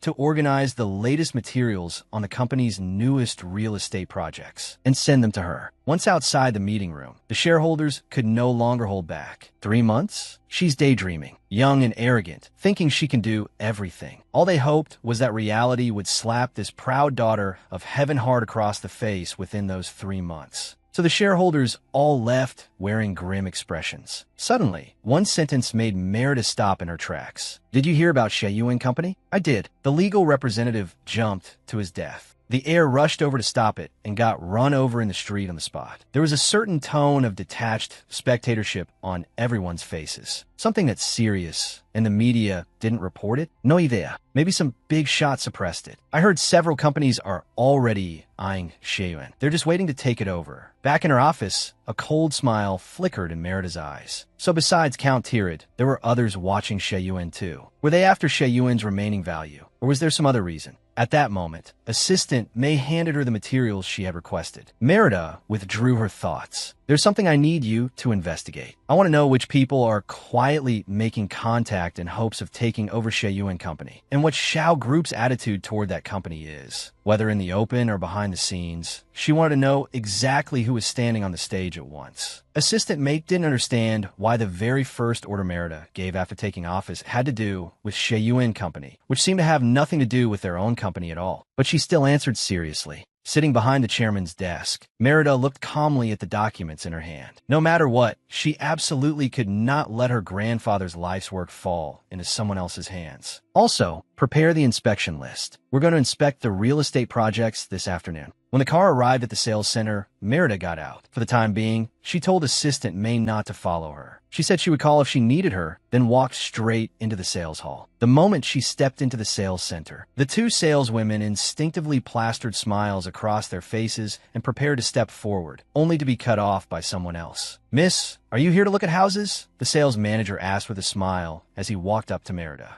Merida lifted a brow slightly. "I heard you're releasing the last 2 buildings next week. I happen to be nearby, so I came to take a look." Logically, a manager should never be the one personally receiving an interested client. But Merida noticed that, judging from the reactions of the 2 consultants just now, they seemed completely used to this manager doing exactly that. "I like the units with that floor plan. Are there any left?" Manager Chen looked like he wanted to say something, but stopped himself. Then he quickly glanced around and subtly signaled to Merida with his eyes that there were surveillance cameras in the lobby. After clearing his throat, he said, "We have a private lounge in the back. If you're interested, miss, let's go there and talk." Merida suddenly became interested. Maybe this undercover inspection really would hook a big fish. She chose the sofa in the middle and sat down, then lifted her chin slightly, signaling for Manager Chun to get to the point. Manager Chun stared at her and spread his hands helplessly. "Miss, you may not know this, but this project sells itself. The floor plan you want is extremely limited. There are already over 400 people ahead of you who intend to buy." Merida immediately caught the implication. "Then why bring me here? To toy with me?" Seeing that she had taken the bait, Manager Chen quickly said, "How could that be? Through normal channels, you can't buy it. But the back-end lottery process is actually controllable." He smiled, finally revealing the greed in his eyes, and rubbed his thumb and index finger together in front of Merida. "It's just that this takes a different approach." Merida leaned back casually against the sofa. "Manager Chun, just say it. I'm not short on money." He cleared his throat and smiled as he held up 2 fingers. 200,000. I can arrange it for you. Don't worry. If you still don't get selected, I'll return the money in full. The smile at Merida's lips turned cold. 200,000 just to buy a chance to move up in line. If it worked, he'd pocket 200,000 for nothing. If it failed, he'd simply return it. What a neat little scheme. Judging from how practiced Manager Chen looked, he had clearly done this plenty of times before. This woman actually changed the subject. Could it be she didn't even have 200,000? Manager Chen's gaze shifted subtly. He had found it odd to begin with. How could such a young girl possibly afford a house here? His eyes unconsciously dropped to her ankle, and he swallowed. Then he stared greedily at Merida's exquisite face. "Little girl, did your sugar daddy not give you enough money? Of course, if you don't want to pay the 200,000, that's fine too. We can do it another way." His greasy gaze traveled slowly upward from her ankle. Before he could finish, a long, slender hand suddenly clamped down on his wandering hand. Or else what? The voice was light and icy. Lord of the Undead stood there, his whole body radiating a chilling presence. The pain in his wrist twisted Manager Chen's face. "Who are you?" Lord of the Undead ignored him completely and flung him aside with one motion. "Who I am doesn't matter. What matters is that you've offended Chairwoman Lung. I'm afraid you're in for serious trouble." After speaking, he dropped to one knee before the woman. "I'm not too late, am I?" Every time Lord of the Undead appeared out of nowhere, Merida took it as a coincidence between the two of them. She just hadn't expected it to be such a coincidence that she would run into him here too.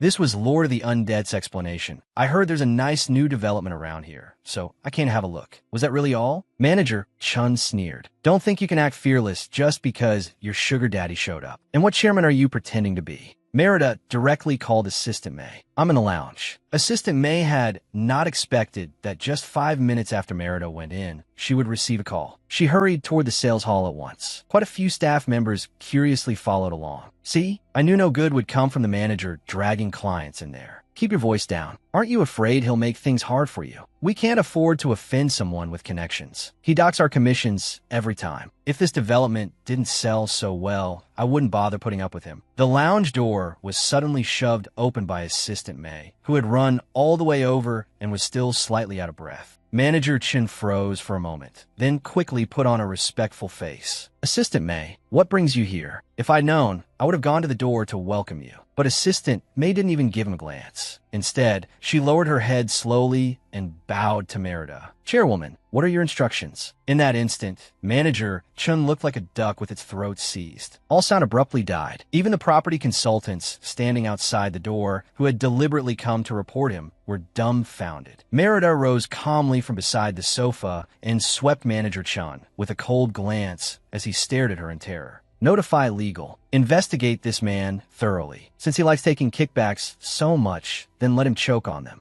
Manager Chin's eyes filled with horror. The moment Assistant May lowered her head, it felt as though a club had come crashing down on him, stunning him senseless. How could this be? She really was the chairwoman? After dealing with the matter, Merida left with Lord of the Undead. But what Merida didn't know was that when she walked out of the sales office, she was stepping right across countless young women's hearts. How can a beautiful woman be this cool? That was way too badass. Chairwoman Lung is my goddess from now on. After leaving the sales center, Merida thanked Lord of the Undead for showing up just now. What a coincidence. I didn't expect to run into you here too. Lord of the Undead gave an awkward smile. Yeah, quite a coincidence. I heard there's a nice new development here, so I came by to have a look. To move the topic along quickly, he asked where Merida was going next. He said he could drive her. At the same time, the phone in his pocket kept vibrating nonstop. Hearing such a lame excuse, Merida hesitated for a moment, but didn't think much of it. Since the group would publish her photo tomorrow, she wanted to inspect several developments before the employees fully recognized her. Lord of the Undead said that he happened to be off today. If Chairwoman Lung doesn't mind, may I accompany you as your escort? What happened just now was really too unsettling. Merida paused. Then I'll trouble you, young Master Chiao. Dinner's on me tonight. Just then, Lord of the Undead's phone was bombarded with messages. Xiao Ji, did you see sister-in-law? Thanks to me seeing one of the salespeople complain about their manager on social media today, I realized the client who got intercepted was a sister-in-law. Where are you? Off enjoying your private world as a couple again. That afternoon, Merida personally visited 7 developments. By sunset, she and Lord of the Undead arrived at a restaurant. Just after sitting down, she made another call to Assistant May. All mid-level managers are to be in the conference hall by 9 sharp tomorrow morning. Also, tell legal to send the investigation summary to my email by 8:30 tomorrow. Assistant May, on the other end, sounded hesitant. If legal has to produce it by tomorrow, I'm afraid. Merida curved her lips, but there was no warmth in her eyes. If they can't produce it, then they can stop eating from this bowl altogether. Have them submit their resignations directly. After saying that, she hung up. Watching how seriously Merida worked, he found it both admirable and deeply attractive. At the same time, he felt as though his worldview had taken a hit. Under such a steady gaze, Merida suddenly realized she had become too immersed in work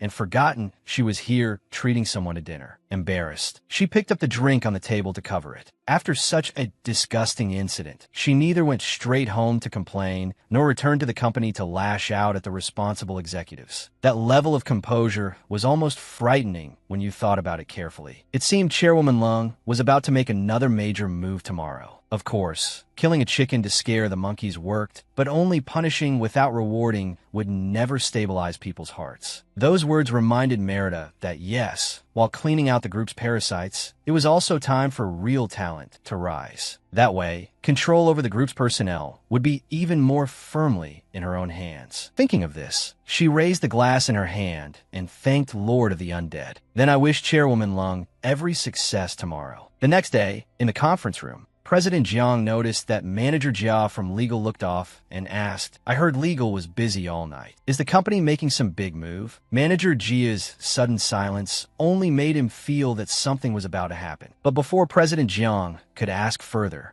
the doors of the conference hall were pushed open from outside, revealing Merida's cool, clear figure. She walked to the main seat step by step with unhurried ease. She signaled for assistant May behind her to distribute the documents. At first, everyone was baffled. Then their faces turned blank. And when they lowered their heads to look, the room instantly fell into dead silence. Merida folded her hands and sat in the main seat, quietly observing everyone's reactions. After a long moment, she smiled faintly. "Thanks to legal for working through the night yesterday. They found something interesting. Turns out there are countless petty people like Manager Chun, but all roads lead back to the source." She continued, installing cronies, taking bribes, violating work regulations, privately collecting huge kickbacks. President Jiang. "The evidence is clear as day. What else do you have to say for yourself? Sister-in-law, since when did our girl become spoken for?" Merida looked kindly at Wang Qian with a polite smile. "What did you say? I didn't hear that clearly." At the hotel entrance, Zhou Yun listened to her father exchanging pleasantries with guests as streams of people passed before her. She felt the smile on her face had definitely gone stiff by now. Just as she thought she was about to collapse, a luxury car suddenly pulled up in front of the hotel. The next second,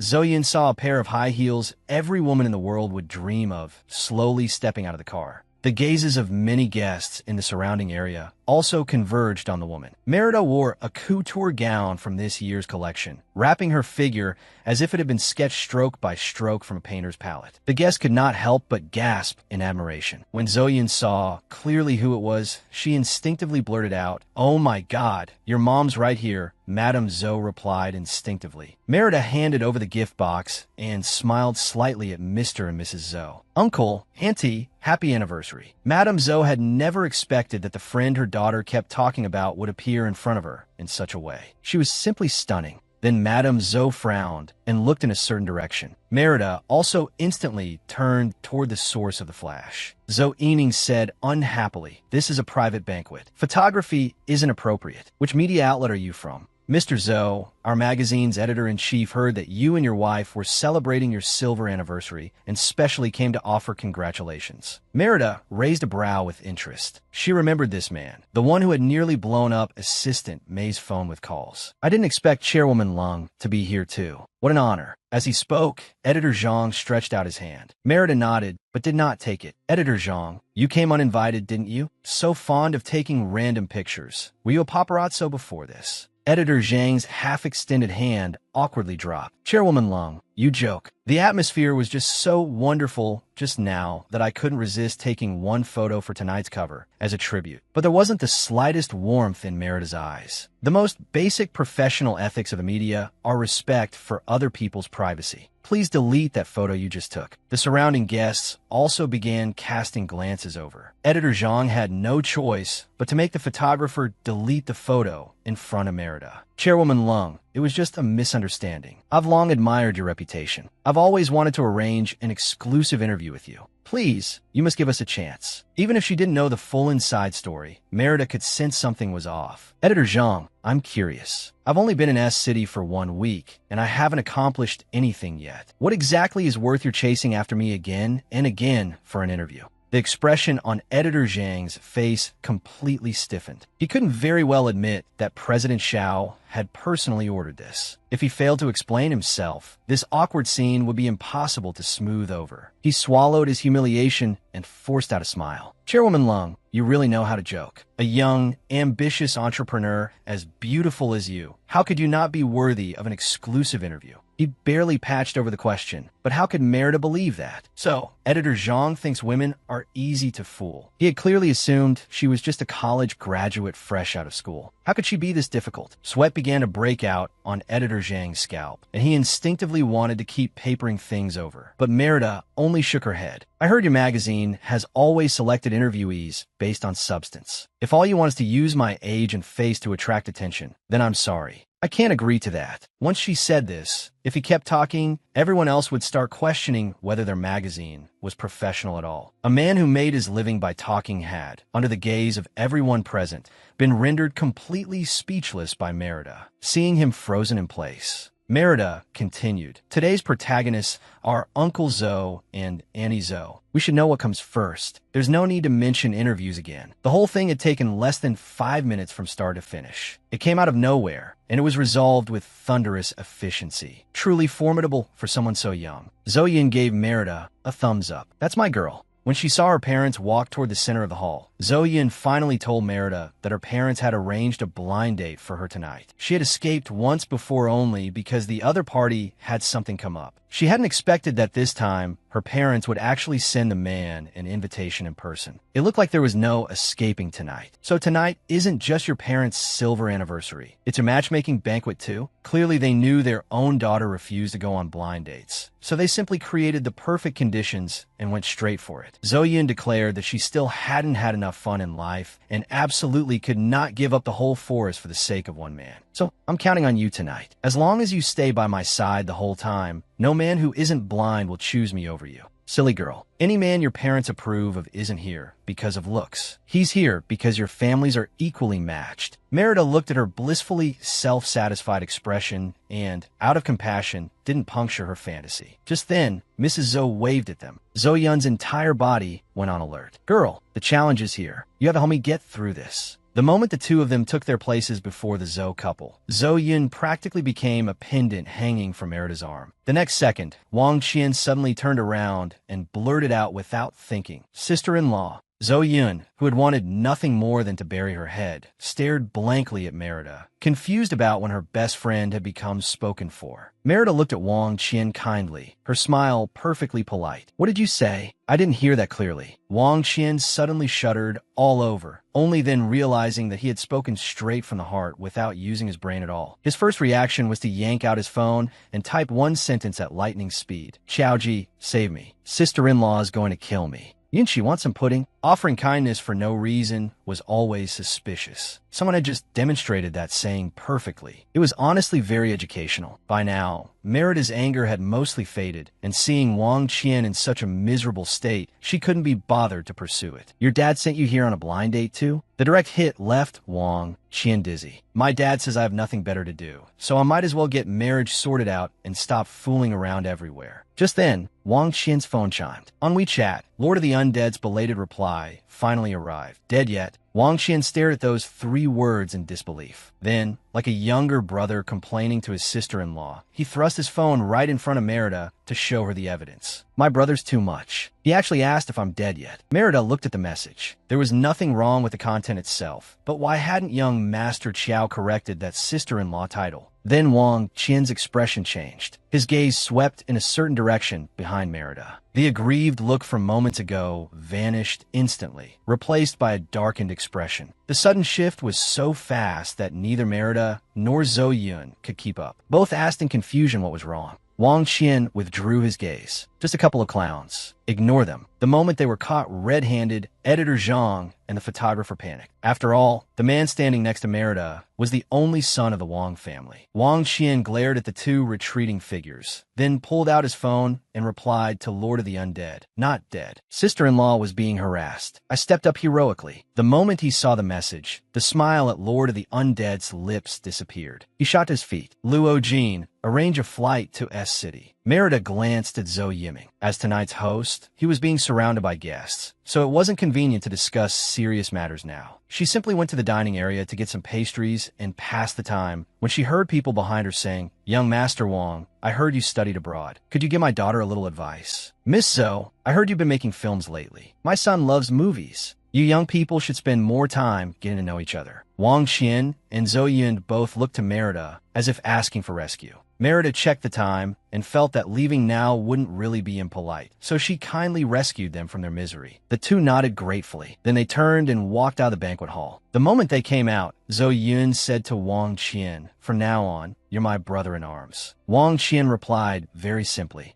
But where are we going now? At that moment, Merida drove up in front of them, to my place. When they looked up at Merida's top-floor villa, Zhou Yun asked enviously, "Does your grandmother still need another granddaughter? You can consider me." Wang Qian, meanwhile, whipped out his phone and started snapping photos furiously. Then he directly posted them in their brother's group chat. "Everyone, can you believe this? Merida's family gave her a state-protected historical building just so she can sleep in later and still make it to work on time." Fong Luotang replied first. "Weren't you supposed to be in S-City on a blind date? Why are you at Merida's place in the middle of the night?" Hui Dong followed right after. "A single man and a single woman late at night. Pretty bold, aren't you?" Lu Ku added. "And you dare post this in a group? Have you considered Qiao Ji's feelings?" When Lord of the Undead saw the messages, he simply sent a period. Just as Merida was about to have the two of them stay the night, Wang Qian saw that period and immediately objected. "No," he thought to himself, "if Qiao Ji finds out I stayed over at sister-in-law's place, I'm dead." Merida looked at him in bafflement, only to see Wang Qian with the expression of a dead man walking. She raised a brow. Flustered, he forced himself to calm down. "I have a flight home tomorrow, so staying at the hotel is more convenient. It's late. I'm leaving first. Bye." With that, he bolted toward the hotel as if his backside had been set on fire. Seeing that it was indeed late, Merida went to rest with Zhou Yun. The next morning at 10, she was woken by the sound of Zhou Yun's phone ringing like crazy. The ringtone went off over and over again. Yet its owner didn't dare answer and didn't dare hang up either, so the whole top-floor villa kept echoing with the call. "Last night's blind date was a disaster. My parents are definitely going to interrogate me today. Whether I survive this depends on you."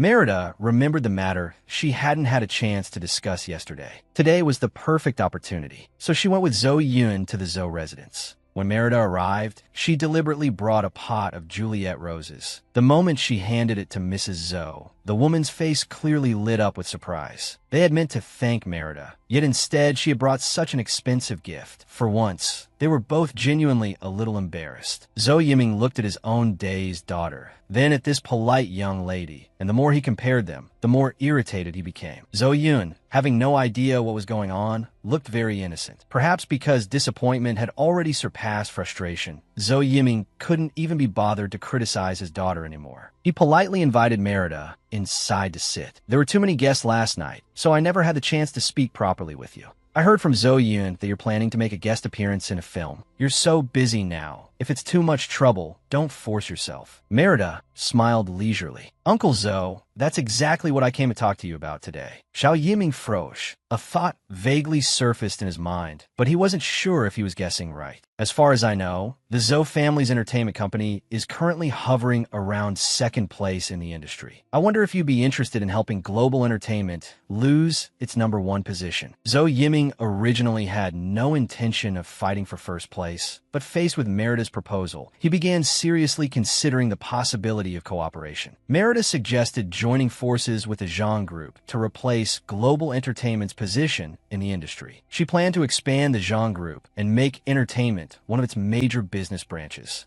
Zhou Yiming felt Merida's words made sense. Competition in the entertainment industry was extremely fierce now. Whether an artist succeeded depended heavily on publicity and distribution channels. Compared with global entertainment, the Zhang Group was still somewhat lacking in publicity and channels. But Merida promised that she would make up for that weakness. She would provide powerful promotional support. Merida's words surprised Zhou Yiming. He worried that once support from major satellite TV stations was lost, traditional media would be heavily impacted. The traffic for hit dramas, new series, and popular variety shows would all suffer. That would have far-reaching consequences for the entire entertainment industry. But Merida said she was confident she could successfully beat the major satellite TV platforms. With a smile, she presented Zhou Yiming with an innovative viewpoint. While those stations still possessed traditional traffic, younger audiences were already gradually shifting elsewhere. She suggested building a comprehensive platform that covered every aspect of the entertainment industry: film and television, variety shows, live interaction, gaming, fashion, lifestyle, and more. Only by operating such a platform in a specialized and refined way could they attract more traffic? Zhou Yiming felt Merida's idea was highly feasible, though execution would definitely be difficult. First of all, the project would require massive investment in connections, technology, publicity, financing, and more. Merida, however, remained perfectly calm, as if everything were under her control. She continued, "As long as we build this platform to the fullest extent, the major TV stations will naturally come to us for cooperation. That's the essence of the capital world." Zhou Yiming was won over by Merida's confidence, though he also understood that carrying out this plan would come with many challenges. Still, he was willing to try this innovative idea. Perhaps it would become a brand new starting point for him. Merida smiled easily. She understood Uncle Zhou's doubts. The reason she had seized control of personnel first after taking over the company was because what she wanted wasn't merely control of appointments, but people's hearts. That way, all the employees of the Zhang Group would trust her,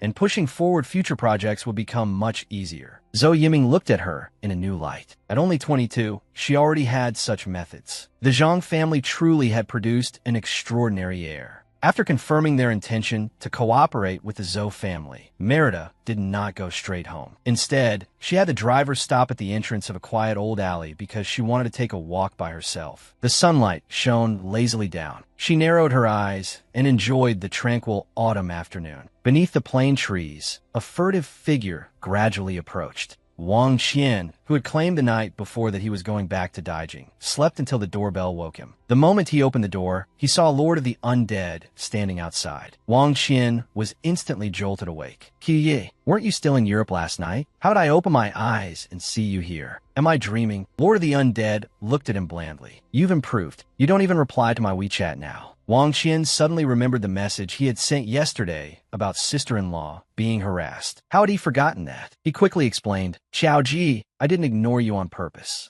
It really wasn't that big a deal." Merida directly shut down that clingy editor. The moment Lord of the Undead heard the words clingy editor, his brows drew together. Wang Qian wished he could slap himself. "Not that kind of clingy. Don't misunderstand. I'll call sister-in-law right now and have her explain it to you." Wang Qian hurriedly called Merida, but the call didn't go through. The excitement on his face slowly froze. He couldn't help looking toward Lord of the Undead. For the first time, he truly felt fear. On the other side, the man behind the shade of the trees quietly took out his phone, preparing to take a photo. But at that very moment, Merida suddenly opened her eyes. She struck the man's neck in one swift move. Before he had time to react, his vision went black and everything sank into chaos. When he woke again, he discovered in terror that he had been tied up with black tape sealing his mouth so he couldn't make a sound. Just then, Merida appeared before him, accusing him of having big nerve but poor methods, daring to stalk her in broad daylight. Hearing this, the hanging man trembled violently and struggled desperately. The muffled cries from behind the tape seemed to beg Merida to let him go and to tell her that all of this had been ordered by President Xiao. Merida quietly watched his panicked, desperate expression and recognized him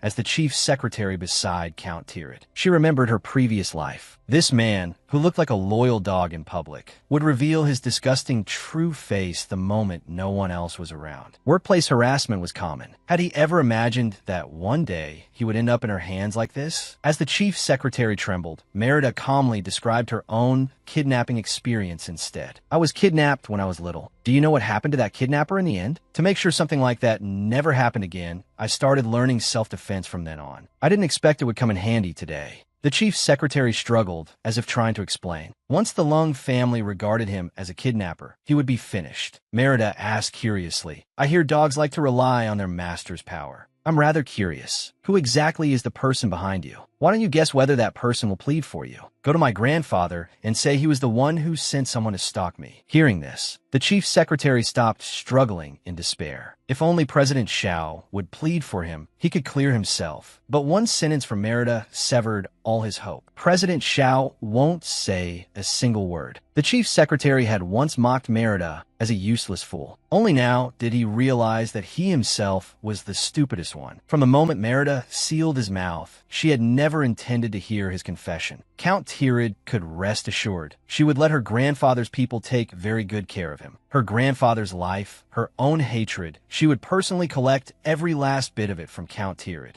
After receiving one WeChat message, this man abandoned a contract worth a fortune and hurried back to the country. What information could have made him so anxious? When Merida returned home, she found even the usually elegant butler looking astonished. Apparently Wang Qian and another gentleman had come looking for her out of concern for her safety, because her phone had remained unreachable the whole time. Merida thought back to last night. Most likely Wang Qian had assumed Editor Zhang was bothering her again and, worried something had happened to her, had gone looking for someone. But who was the other person? After returning to her room, she quickly charged her phone. When it turned on, she saw the missed calls from Lord of the Undead and Wang Qian. The caller ID read Indian actor, making Merida pause in confusion. She immediately called Lord of the Undead back and explained that her phone had died and she had only just gotten home to charge it. Once he learned she was fine, Lord of the Undead asked whether she was free. He and Wang Qian would come by shortly. Merida was puzzled. Wasn't he abroad? How was he coming here? Lord of the Undead hung up, his gaze lingering on the phone for a second. Then he looked at Editor Zhang, who was still crouched there with his hands over his head in terror. You just said Count Tirid was the one who insisted you interview Merida? Editor Zhang had never expected his office door to be kicked open just like that. A group of men in black had dragged him here and thrown him before this man. Yes, it was all President Zhao's instructions. I don't know the exact reason either. In his heart, Editor Zhang blamed Count Tirid for ruining him completely. A flash of cold light crossed Lord of the Undead's eyes, and he quietly repeated Count Tirid's name under his breath. When the two men arrived at Merida's door, Wang Qian wondered aloud why Count Tirid would do such a thing. Sister-in-law seemed to like him before. Don't tell me he wants to get back together. He blurted out his guess excitedly. But the moment he saw Lord of the Undead's expression, he realized he had said the wrong thing again. When Merida opened the door, Wang Qian felt like he had gotten his life back. Merida was slightly apologetic when she saw them. Sorry, I made you worry. Wang Qian let out a breath. Yunqi, you scare me to death. My brother couldn't reach you, so he dragged me along to go corner people. Good thing you're okay. Merida thanked Lord of the Undead and asked in confusion, wasn't young Master Qiao abroad? Why did you come back early? Lord of the Undead answered calmly. Things at the company have been progressing well lately. The negotiations abroad went smoothly, but Wang Qian couldn't help complaining inwardly. He had heard from Luo Jin that because of his WeChat message, Lord of the Undead had left a sky-high contract and signed overseas and turned around immediately. Merida invited the two of them in and offered them a simple meal. Little Wingman Wang declared he had something else to do and promptly left. During the meal, Lord of the Undead told Merida that when she had called him back that afternoon, he and Wang Qian had gone to see someone. Merida indicated that she knew. It was Editor Zhang from the magazine. Lord of the Undead added, Editor Zhang said Count Tirid specifically ordered him to secure an exclusive interview with you. Merida dismissed it with contempt, believing Count Tirid simply wanted to use mainstream media to flatter her and then glean the company's next strategic move. I don't buy that sort of thing, the man beside her suddenly said. Or maybe, guess what? It's the scumbag you liked when you were young and foolish. Maybe the prodigal wants to return. Merida had been annoyed enough by Count Tirid's methods already. She was dazed for a second before realizing what he meant. I already said he's a scumbag. Why would I go blind a second time? He's doing this only because he wants to know how I plan to develop in the entertainment industry. Afraid he might continue talking about her young and foolish black history, Merida quickly summarized how she had discovered that the Shao Group's market research department was preparing to enter the entertainment business.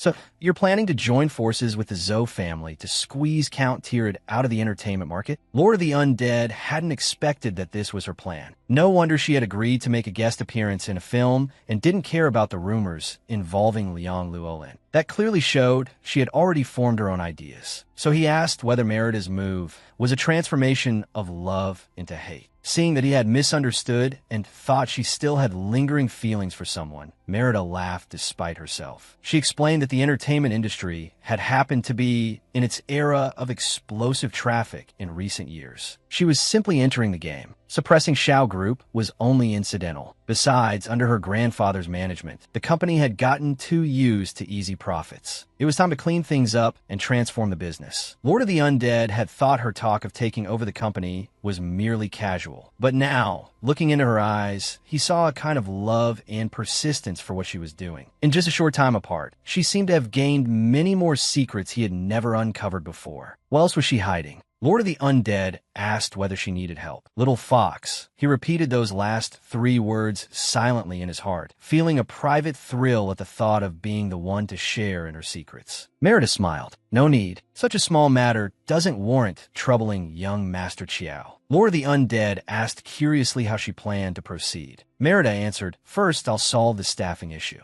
Zhang Group doesn't have many media professionals. Tomorrow, the company is starting this year's campus recruitment tours anyway, so I'll go take a look. Hearing this, Lord of the Undead suddenly remembered the so-called campus heartthrob he had seen in the bar last time and that stubborn gaze. I don't have much going on lately. I'll go with you. Merida was momentarily startled. What about your company? Don't you need to take care of things? Didn't you fly to S-City because of company business? Lord of the Undead froze subtly. Only then did he recall that he had suddenly flown back from overseas simply because he had seen Wang Qian's WeChat message. He couldn't help laughing softly. Lately, something about him really did seem a little off. He withdrew his thoughts. Luo Jin can handle everything. Merida lightly raised her teacup toward him. Then welcome, young Master Chiao, to your inspection visit. Your presence brings light to my humble place. Hearing her say that, Lord of the Undead remembered the last time she had visited his company. In the blink of an eye, things had reversed, and he couldn't help smiling. He quietly returned the gesture. Then a glass was smashed straight into Count Tirid's head. What exactly was that idiot thinking, daring to kidnap Merida? Old Master Shao glared at him with an ashen face, his chest heaving. Zhang Shaohui already called me personally. How are you going to explain this to him? For years, he had been used to standing above everyone else. He never expected that in his old age, he would be cursed right to his face, and worse, have no way to refute it. I didn't expect the man to get caught. Count Tirid clenched his teeth, his face dark. But the moment old Master Shao heard that, the anger he had barely restrained flared up again. Why didn't you investigate properly? His granddaughter was kidnapped before. After something like this, did you think the Lung family would let it go? I told you to form an alliance through marriage with the Lung family, not make enemies. Get out and clean up your mess. Count Tirid turned and left with an ugly expression. Over the years, with all his power in the Shao group, he had long since developed an overbearing and unquestioned temperament. He had never thought that one day the old man would point at his nose and curse him. The moment he left the old residence, Count Tirid directly called Merida. Merida was applying a face mask. Seeing the incoming call, she snorted and hung up immediately. After being slapped in the face by his own grandfather, he still wanted to come to her and act pitiful, beg for mercy. He could keep dreaming. Merida couldn't be bothered to waste even a single second on him. Watching his calls be rejected again and again, Count Tirid was so furious smoke practically came out of all 7 orifices. He smashed his phone in rage. Merida, very good. The next day, just after Merida finished washing up and came downstairs, the butler informed her that Lord of the Undead was waiting for her in the dining room. She hurried there, a little embarrassed. Saw the Count Tirid kept calling me last night, so I turned my phone off. I didn't tell you a time either, so you came so early. Lord of the Undead paused slightly, his teacup suspended midair. Count Tirid called you all night. His gaze fell on Merida's face, making it impossible to read his emotions.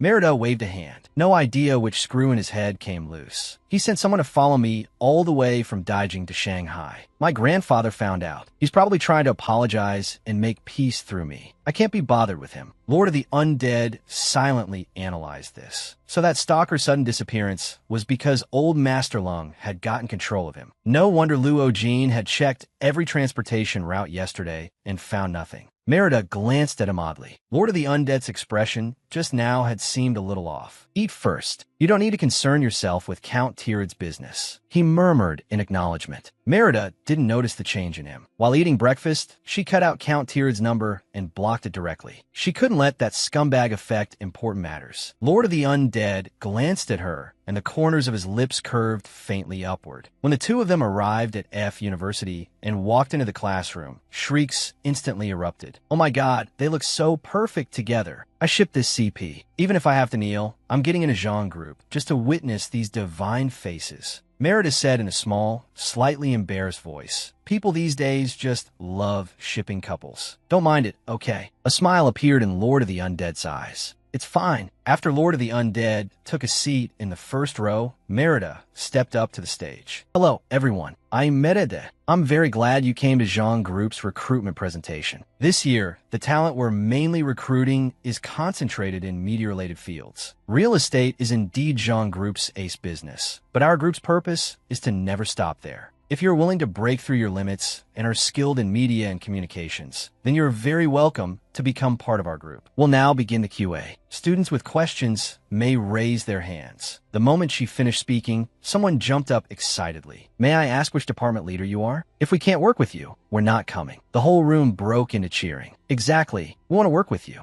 Merida smiled at the audience. Thank you for your affection. I'm the chairwoman of Zhang Group, so if you join Zhang Group, no matter which department you're in, you'll be working with me. Are you satisfied with that answer? The room went silent for a second, then completely erupted. Lord of the Undead was very satisfied too. The little fox really did know how to adapt on the spot. After the presentation ended, the group walked out of the lecture hall and happened to run into President Wei of F University. As far as Merida knew, F University's president was an academician of the National Academy of Sciences. He had long engaged in research on vacuum microwave electronics and had overseen many major national scientific research projects. Running into him here really was rather unusual. After exchanging a few words with Lord of the Undead, President Wei looked toward Merida. And this is... Merida introduced herself. President Wei's gaze couldn't help moving back and forth between her and Lord of the Undead. After a while, he sighed softly. Each generation truly brings forth new talents.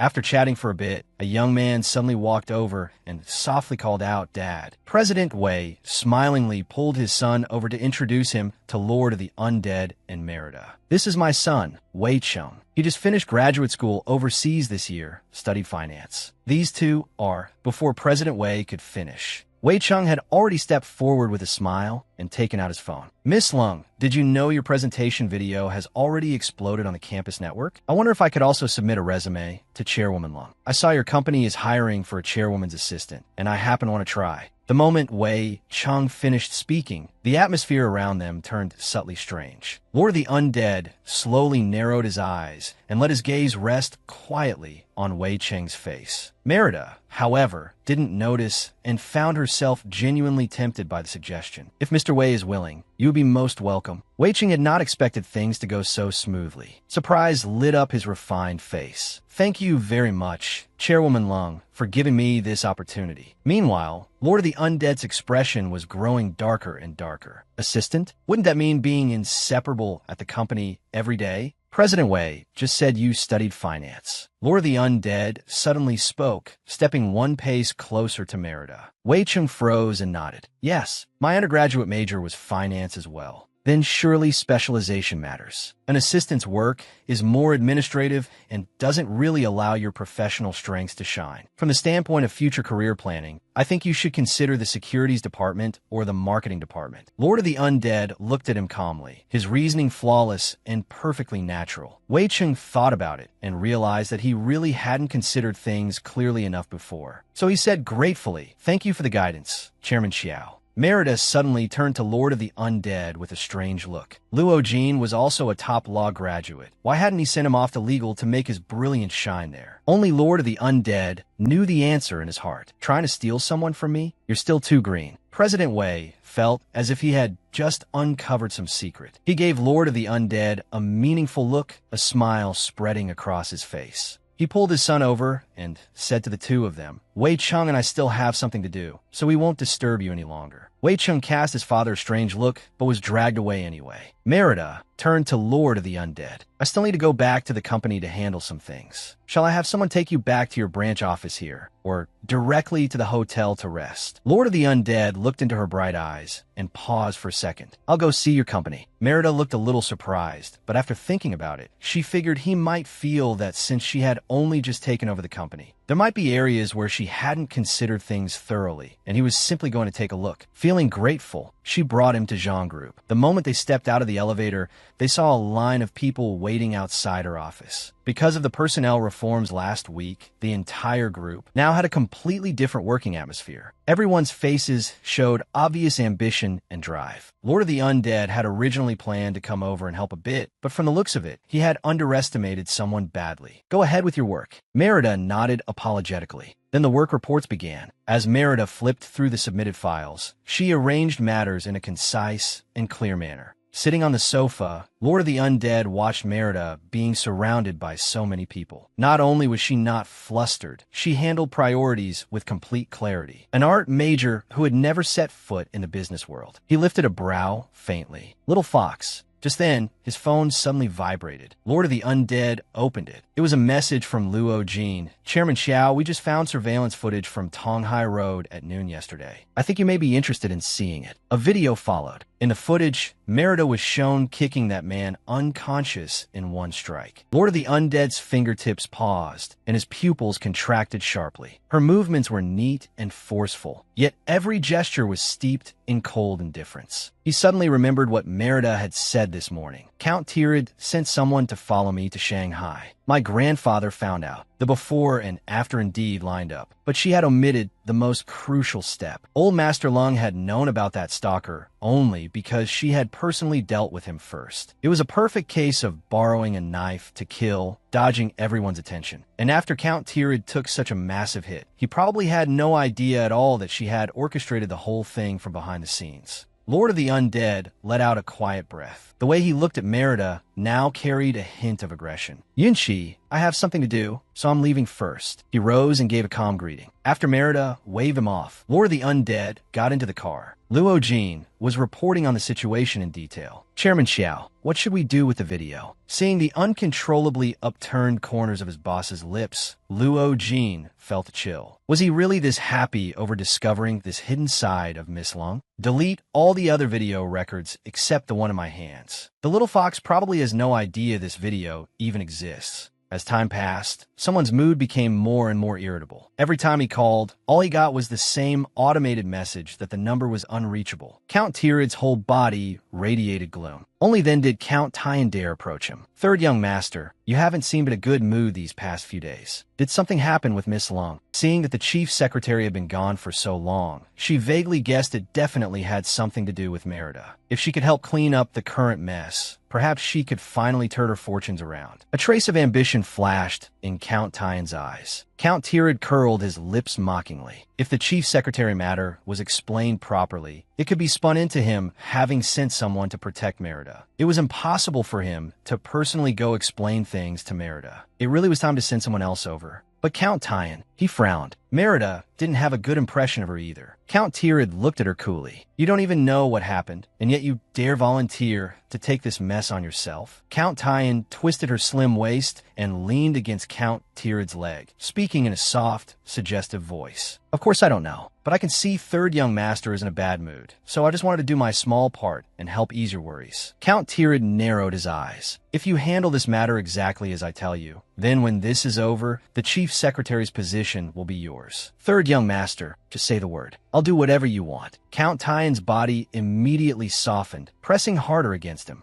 Count Tirid bent down and whispered instructions into her ear. Count Tyan went from initial confusion to sudden understanding to eager anticipation. Don't worry, third young master. I'll handle it well. Count Tirid gave a faint sound in reply. The sooner, the better. Count Tyan didn't dare delay any longer. That very day, she flew to Zhang Group headquarters. Hello, I'd like to see your chairwoman, Miss Lung. The receptionist discreetly looked her up and down. Do you have an appointment? I know Miss Lung. Please just tell her I'm here. I was sent by Xiao Group to offer my regards. As she said this, Count Tyan unconsciously straightened her back. Xiao Group's reputation in the industry was enormous. Surely no one didn't know it. Sure enough, the receptionist paused. Please wait. I'll inform Assistant May. 5 minutes later, when she heard the receptionist politely asking her to leave, Count Tyan stared in disbelief. How could this happen? Normally, when a secretary came to visit on behalf of a boss, even if just for appearances, they should at least meet briefly, shouldn't they? How could Merida refuse to play by the usual rules at all? Count Tyan had never imagined that she would rush here full of confidence, only to be doused head to toe in cold water by Merida before she'd even caught her breath. Her face darkened, but she prepared to sit in the waiting area anyway and endure the humiliation. At that moment, a group of people hurried in. Confirm the venue once again for tomorrow's signing ceremony. Make absolutely sure there are no issues. A signing ceremony? Count Tyan's first reaction was to quickly pull out her phone and check Zhang Group's latest updates. Sure enough, the company's official website had posted notice. At 9 a.m. on Friday at the Hilton Hotel, Zhang Group and Zhou Group would hold a strategic cooperation signing ceremony. She instinctively licked her lips, her heart racing. Back in Daijing, she had only known that Merida was planning to appear in a film.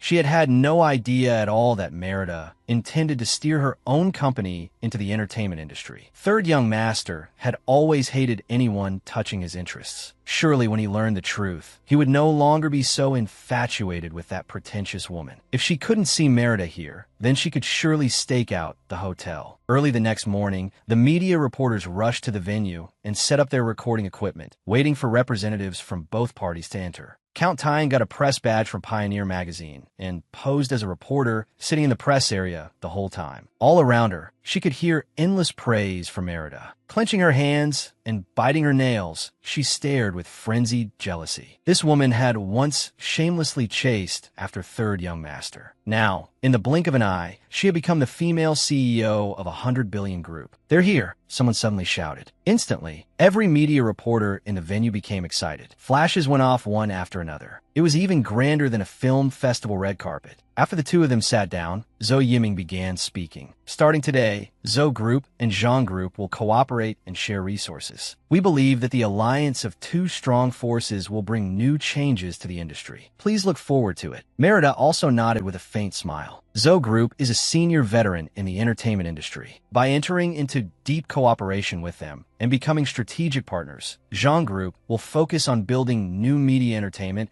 and bring everyone a new audiovisual experience. Her words were concise, her expression composed, her goal clear, and her aura striking. All the media present were stunned by Merida's first official public appearance. Wasn't she nervous at all? One reporter raised a microphone and asked, "President Lung, you just mentioned new media entertainment. What exactly does that refer to?" Merida looked up at the questioner, but instead of answering directly, she lightly pressed a button with her right hand. Behind the signing stage, on the enormous LCD screen, a red and black logo suddenly appeared. Box. Yes, our company's registered entertainment platform, Box, is now officially launching. It will first bring in all of Zhou Group's film, television, and variety content. Beyond that, gaming, live streaming, VR, and other functions will gradually be added. As Merida's voice fell, a video instantly flooded the LCD screen. The moment the side profile of a handsome, transcendent man appeared, the four words "flowing splendor" settled onto the screen. Merida smiled lightly toward the camera. The film Flowing Splendor, which we are heavily investing in, will also receive exclusive full panoramic VR production on the Box platform. We welcome all movie fans to visit our platform, explore every scene from the film, and enjoy what I believe will be an unprecedented audiovisual feast. The moment she finished speaking, the barrage comments in the live stream exploded. Liang Luolin was a top-tier traffic star in the industry. Thanks to this video and Merida's words, the topic fermented across the internet in an incredibly short time. Search volume quickly exceeded 10 million. Looking at the result before them, all the media people were dumbstruck. Why did it feel like they had all just been used for free publicity? Who could have expected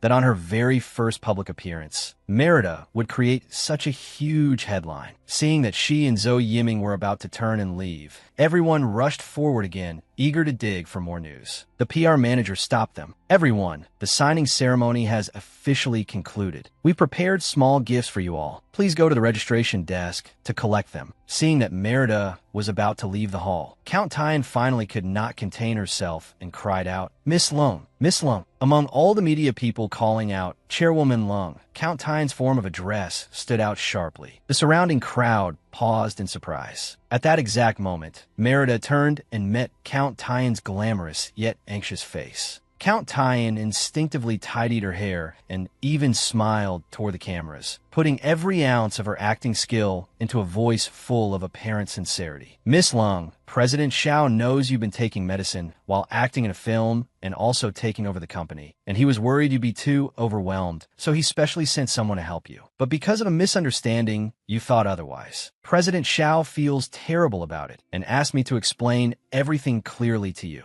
Seeing the surprise in the surrounding reporters' eyes and knowing they didn't understand the real situation, Count Tyan deliberately made her words vague. Wasn't this just using the media to attract attention? If Merida could do it, then so could she. Flashes began going off all over again. A twisted feeling of satisfaction swelled in Count Tyan's heart. Merida stood where she was and looked at Count Tyan, lifting her chin. At last, she let out a mocking laugh and said indifferently, "Are you trying to tell me how to handle my affairs?" That lofty, arrogant gaze made Count Tyan feel like nothing more than an ant, and her face flushed crimson. Merida then lazily added, "I'm too busy to need Xiao Group sending people to stalk me. And when they get caught, you come here pretending to smooth things over. Don't try to grab attention here. Do you really think the Lung family and the Zhang family are decorative displays?" The entire venue fell silent for a second, then exploded. Merida had practically said outright, "What exactly does your Xiao Group think it is?" Count Tyan was nailed to the spot by Merida's words, unable to refute a single sentence. The media went mad, thrusting microphones toward Count Tyan and demanding explanations. "Please explain what you meant by stalking and being caught. What exactly was Xiao Group trying to help with that required stalking?" Meanwhile, under the escort of security, Merida left directly. Count Tirid, are these really the only petty tricks you have?" Merida's move caused a direct online uproar. The heat was so high that people almost suspected she had bought the trending list and started planting vegetables on it. Meanwhile, Count Tyan suffered a disastrous defeat, fleeing in panic and dodging the reporters pursuing her. Just then, her phone suddenly rang. Count Tyan trembled all over like a sieve as she answered. She had barely said, "Third young master," before the person on the other end cut her off. "Has your brain been eaten by dogs? Or do you not have one at all?" Count Tirid had only wanted her to explain things, yet somehow the matter had blown up even worse. He had never lost face like this before. Count Tyan shook her head desperately, but Count Tirid had run out of patience. "Don't come to the company anymore. You're fired. Keep your mouth shut about everything that happened today. If one more word leaks out and damages the company's reputation, you know the consequences." The line suddenly went dead. Count Tyan stared in disbelief. So this was how he planned to make her disappear from the company? How could he? She had even been preparing to take over the chief secretary's position. How could she suddenly lose her job too? She had worked so hard to curry favor with Count Tirid. She absolutely could not be discarded just like this. Suddenly, her vision blurred, the world spun, and with a thud, Count Tyan collapsed to the ground and fainted. A passerby called an ambulance, and Count Tyan was taken to the hospital. Lord the Undead leaned against a car by the roadside, watching everything with icy eyes. He dialed Luo Jin. "Go investigate who that person was who slipped into Merida's signing ceremony this morning." After hanging up, he saw Merida coming out. In an obviously good mood, Lord of the Undead straightened, opened the car door, and made an inviting gesture. "Yunchi, I booked a yacht. How about dinner on the water tonight, while taking in the scenery, as a celebration for you?" Merida nodded with a smile. "It would be my honor." As evening neon rose, a pure white, yet was moored by the river. The two of them strolled leisurely up the steps. Not paying attention for a second, Merida happened to step on the edge of the stair. Luckily, Lord of the Undead reacted quickly and steadied her. Only then did she regain her balance. He laughed softly. He extended his arm. "Hold on to my arm." Merida naturally answered with a soft sound and did so. As the yacht slowly set off, the food was brought out. Merida ate with obvious delight from beginning to end. Watching her with a smile, Lord of the Undead asked, "Have you been so busy lately that you haven't even had proper meals?" Merida nodded helplessly. "The whole company has been idle for too long. Fortunately, everyone's gradually adapting to the fast pace this week. Things will get easier for me later." Lord of the Undead looked at her deeply. Today's stunning debut alone was enough to show anyone her business talent. Why didn't you think of studying business before? Why choose art instead? Merida's hand holding the cutlery paused slightly. That had been the original owner's college entrance exam score. It hadn't been enough for business school, so the standards had to be lowered just to get into Daijing University. But how was she supposed to say that? Merida let out a breath. "Back then I thought art was mysterious, so I just picked it at random. Lord of the Undead couldn't help but smile. Again, with being young and ignorant, Merida felt that phrase was being used very skillfully. The last time he had mentioned young and ignorant, it was to mock her for being blind enough to fall for a scumbag. Could this old joke not just die already? Merida looked at Lord of the Undead helplessly. She was now very certain of one thing. Every word he said today had a hidden meaning. The gold digger wanted to use Merida as a stepping stone, only to be slapped in the face instead. Worse still, after being so enraged that she fainted and was taken to the hospital, Count Tyan was found to be 2 months pregnant. Lord of the Undead lifted his gaze and looked quietly at Merida before dropping this astonishing piece of news on her. Merida looked at him in surprise, not because she had just learned Count Tyan was pregnant, but because people always said even a mighty dragon couldn't crush the local snake. Yet somehow, even in Shanghai, his information network was still this smooth. She herself, as half a local power here, hadn't received a single scrap of news. Aren't you going to ask whose child it is? Lord of the Undead was rather surprised by her reaction. Do I even need to ask? Of course it's Count Tyrid's. Merida said it with a laugh. She had already witnessed the scene of them being caught together. What was there to be curious about? But Count Tyrid probably won't want this child. Merida poked at a cherry tomato and smiled lightly. Count Tyrid puts profit above all else. Old Master Xiao is still trying every possible way to matchmake me with him. He definitely won't acknowledge an illegitimate child at a time like this. The eldest son of a wealthy family isn't something just anyone can casually give birth to. Lord of the Undead narrowed his eyes slightly. When Merida spoke of Count Tyrid, though her tone was cold and her expression frosty, she seemed unusually familiar with his conduct and style. What exactly was the grudge between her and Count Tyrid?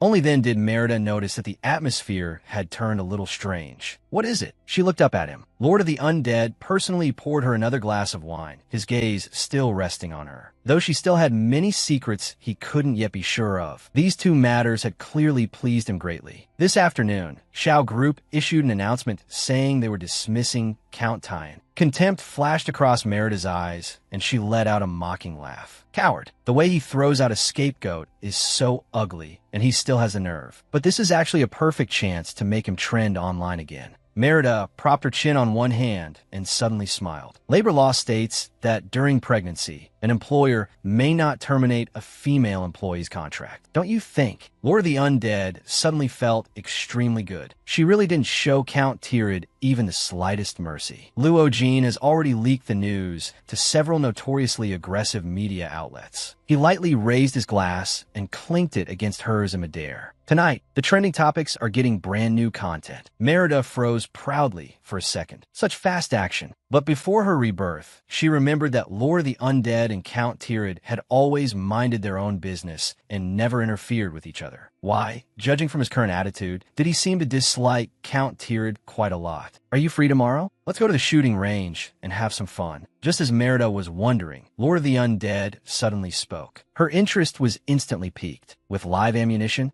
Of course. At the same time, at Xiao Group, Count Tyrid was smashing things wildly. Investigate for me. Who exactly leaked the information to those media outlets? Count Tyrid had never expected that despite all his precautions every time, Count Tyan could still end up pregnant. The key point was that the media knew before he did. It was too late to try to suppress it now. The employees stood there trembling. President Xiao, the news came out from Modu. All our influence is in Daijing, so it's very difficult to investigate. PR's current suggestion is not to fire her for the time being, and instead wait and see. Otherwise, the outside world will interpret it as you being irresponsible. At that moment, an assistant rushed in panic. President Xiao, this is bad. Our stock price has fallen. Count Tyrid slammed a fist onto the table, his face dark as night. Book me a ticket. I'm going to Modu immediately. Soon after, Lord of the Undead brought Merida to the shooting range owned by the Chow family. Chow Chun led the two of them inside and began introducing the firearms. Looking at all the different models, Merida was pleasantly surprised. She hadn't expected that the guns Lord of the Undead had reserved would all be original factory firearms. Deep down, she couldn't help letting out a whistle. Impressive. Seeing her hesitate, Lord of the Undead asked if there was any particular one she liked. Merida's gaze finally settled on a Browning pistol. This one, Lord of the Undead smiled as if he had expected that. Sure enough, old Master Lung must have taken her out to handle real guns before. In terms of shooting accuracy, this gun had few rivals among handguns. Chao Chun came over with shining eyes. You've got great taste. I'll teach you. No need. I'll teach her. Lord of the Undead shot Chao Chun a dangerous look. Chao Chun secretly muttered to himself. So for the sake of flirting, you're even grabbing the instructor's role? Fine. I want to see just how good you are. Lord of the Undead personally helped Merida put on her protective goggles, earmuffs, and other gear. Leaning close to her ear, he softly said, "You're adorable." Merida turned her head in confusion. "Young Master Chiao, I can't hear you. What did you just say?" Lord of the Undead smiled lightly and shook his head. "Nothing." Then he turned and put on his own protective gear as well. The next second, he stood directly behind Merida, enclosing her within his arms in a standard hands-on teaching posture. Merida froze. She had not expected the teaching posture to be like this. Her heart began pounding uncontrollably. Actually, she wanted to say that she was merely rusty from not having touched a gun in a long time, not that she couldn't shoot. But through the earmuffs, Lord of the Undead's voice came faintly. "Don't get distracted. Mind your stance." His breath brushed the shell of her ear, warm and ticklish. Merida could only force herself to focus forward, allowing herself to be guided by Lord of the Undead into the most standard shooting posture, clearing her mind and emptying her head. The next second, her finger tightened on the trigger. A sharp bang rang out as the bullet shot from the chamber. She had fired her first shot.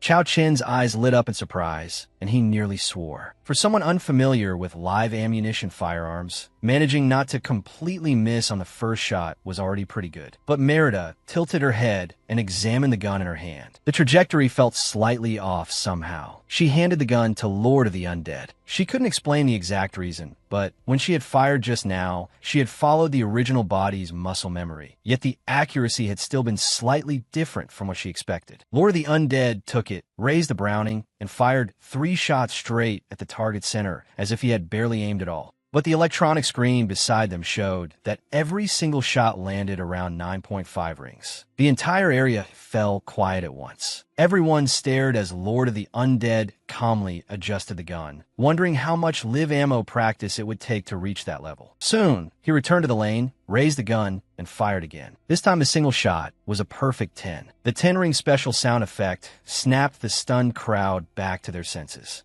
Holy hell, that's divine. From start to finish, he didn't even seem to need to aim at the bullseye. The onlookers couldn't help whispering among themselves. But Lord of the Undead acted as if none of it mattered and handed the pistol back to Merida. "All right, try again." Merida gave a small acknowledgement, held the gun in both hands, fixed her eyes straight ahead, and fired 3 crisp shots. Bang, bang, bang. Chao Chun, who had just shouted about witnessing a miracle, nearly had his eyes pop out. Did this girl need to be measured against a professional standard? This was practically expert level. After emptying the magazine, Merida took off her earmuffs. Lord of the Undead thought she might have lost interest in the pistol and asked if she wanted to try something else. Just then, with a sharp crack, a burst appeared in the distant sky. Merida looked over curiously. Staring at the colored powder spreading through the air, she couldn't help asking, "What's over there?" Chao Chen smiled and explained, "That's the clay pigeon shooting area. We use colored ceramic discs. Once one is hit and shatters midair, you can immediately tell whether you scored. It's very entertaining to watch." Merida thought it sounded interesting and looked at Lord of the Undead with a smile. "Let's go have a look." Seeing how eager she was, he curled his lips and nodded, then walked with her toward the clay shooting area. The man currently shooting saw Chao Chun bringing people over and immediately stopped. Based on what he knew of Chao Chen's background, for him to personally lead people here meant these guests had real status. "Boss Gao, make an introduction?" Chao Chen still hadn't figured out their full background, so he only said vaguely, "This is Mr. Chiao. It's his first time at our range today. This lady is his friend. She hasn't played with guns much before, but she has excellent feel." As soon as Chao Chen finished,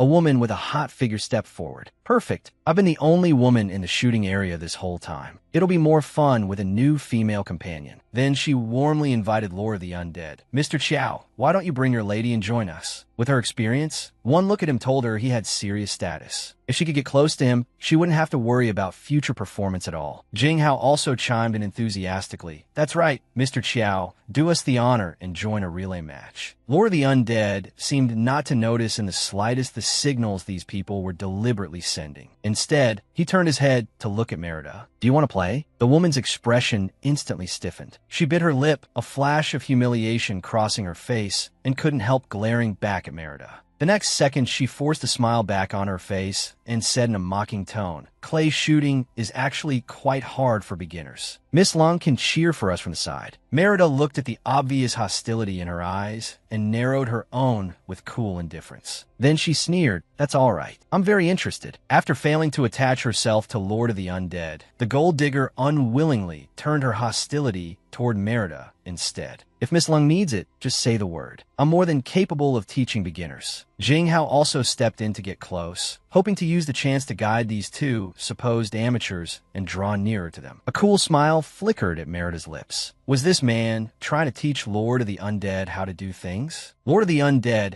narrowed his eyes at Jing Hao and said coolly, "No need. I'll teach her." The two of them went to one side to choose their guns. The gold digger let out a disdainful snort. An amateur teaching another amateur. What an ego. While test firing and adjusting the gun, Lord of the Undead said to Merida, "Don't. From a moment the clay target launches to when it drops, it's only 4 or 5 seconds at most. So the best time to shoot is when it's about 15 to 20 meters out." As he spoke, he fired and hit a blue clay disc. Merida also raised her gun and swiftly shattered another blue clay. Shung Kursin bit her lip. Her previously resentful expression changed at once. Even Jing Hao's face shifted. First shot, direct hit. Were these two really amateurs? It must have just been a coincidence. Didn't Lung Yunqi say she wanted a relay match? But the moment the best actress heard that, she froze, unconsciously wiping the smile off her face. A male-female pair, relay style, 75 clays. The pair with the higher total hit count wins. Merida nodded. "Then you could go first." Jing Hao called for Shun Kursin to focus and take it seriously. He had not planned to say much at first, but after seeing the strength Merida and Lord of the Undead had just displayed, his competitive spirit was instinctively stirred. Only the strong attracted attention from other strong people. The weak were always ignored. Of that, he was certain. This man and woman were definitely no ordinary people. This relay match was a rare chance to make a connection. Jing Hao took the lead, raising his gun and firing in one fluid motion with almost no pause. When all 75 clays had been launched, the technician beside them announced the result: 61 hits. The people watching could not help applauding. It was an excellent score. Lung Linqi gave a small start, then lifted his gun and smiled faintly at Merida. "It's our turn." Merida looked at him with open approval as he stepped up first. He was dressed in simple casual clothes, yet the instant he raised the gun, a keen, commanding aura gathered around him. His calm eyes fixed steadily on the flying targets, like a monarch surveying his own territory. Bang, bang, bang, he pulled the trigger. With a single shot fired in rapid succession, 3 bursts of powder exploded in the air. Everyone had already prepared themselves for how good his marksmanship was, but going from single-shot hits to hitting multiple clays in one go was an entirely different level. Wasn't this talent a little too outrageous? Did he not even need training? Before the crowd could finish marveling, they saw Merida pick it up almost the exact instant he stopped firing, her movements smooth and flowing. Meanwhile, Lung Yunqi calmly reloaded at the side. The clays in the sky gave people the absurd feeling that it was as if he had a magnified scope built into his eyes. He barely even seemed to need to aim. Every shot hit. It was so effortless, it was almost despair-inducing. The gunfire never stopped, the handoff seamless from start to finish. When the staff finally announced the score, the entire venue fell silent. Even the gasps and cheers were gone. Out of 75 clays, they had hit 71. They had broken the range record outright. After his initial shock, Jing Hao was the first to walk over to Merida and Lord of the Undead and slowly extend his hand. "I am convinced, completely. With a gap this obvious, it can't be explained away as luck." Lord of the Undead lifted a brow slightly. It was only a friendly match. Winning or losing wasn't the point. Although the two of them had been rather full of themselves, and there was still pride in their eyes, they admitted defeat readily and with sincerity. At least they had some grace. Lord of the Undead's impression of them improved a little. At that moment, someone recognized Lung Linchi's identity and cried out excitedly, "The new president of the Zhang Group. I didn't expect to meet you here. What an honor." Jing Hao and Sheng Kursin instantly looked thrilled. So this was the heir to a fortune worth hundreds of billions. "Miss Lung, would you be interested in investment?" Merida glanced at him and smiled casually. "Is your company a private equity fund or an investment firm?" Jing Hao fell silent for a moment. Unless someone moved in financial circles, most people would find the distinction between a private equity fund and an investment company as incomprehensible as a foreign language. He had not expected Miss Lung to throw out such a professional question the moment she opened her mouth. Jing Hao did not dare relax and straightened his expression. "Private equity fund." Merida nodded in understanding, then asked only one question. "What has your company's average rate of return been over the past 3 years?" A meaningful smile flashed in the depths of Lord of the Undead's eyes. The little fox had finally stopped pretending to be clueless. 20%. Our company's return over the past 3 years has been steadily rising. Jing Hao answered seriously after a brief pause. "Miss Lung, why don't you come visit our company and take a look?" Merida only smiled and shook her head. "Mr. Jing, don't you think that if you want me as a client, you should at least provide a detailed profit report and a performance analysis statement for your firm?" Jing Hao's expression brightened at once. He hurriedly said, "I was too impatient. Next Monday, I'll personally bring the full company materials over for you to review. Whether you invest or not doesn't matter. Please just get to know our company first. If you ever need anything, you can contact me anytime." Just then, Lord of the Undead suddenly placed a sun hat on Merida's head. "The sun's a bit strong today. Your face is getting red. You delicate little thing." He adjusted the brim for her as he chuckled, then rubbed her head. His low, elegant voice carried a smiling warmth. Merida froze instantly. Seeing this, Jing Hao, Chao Chun, and Sheng Kursin tactfully moved away. Feeling awkward, Merida rubbed her sore shoulder and changed the subject. "You're in such good shape. Do you work out regularly?"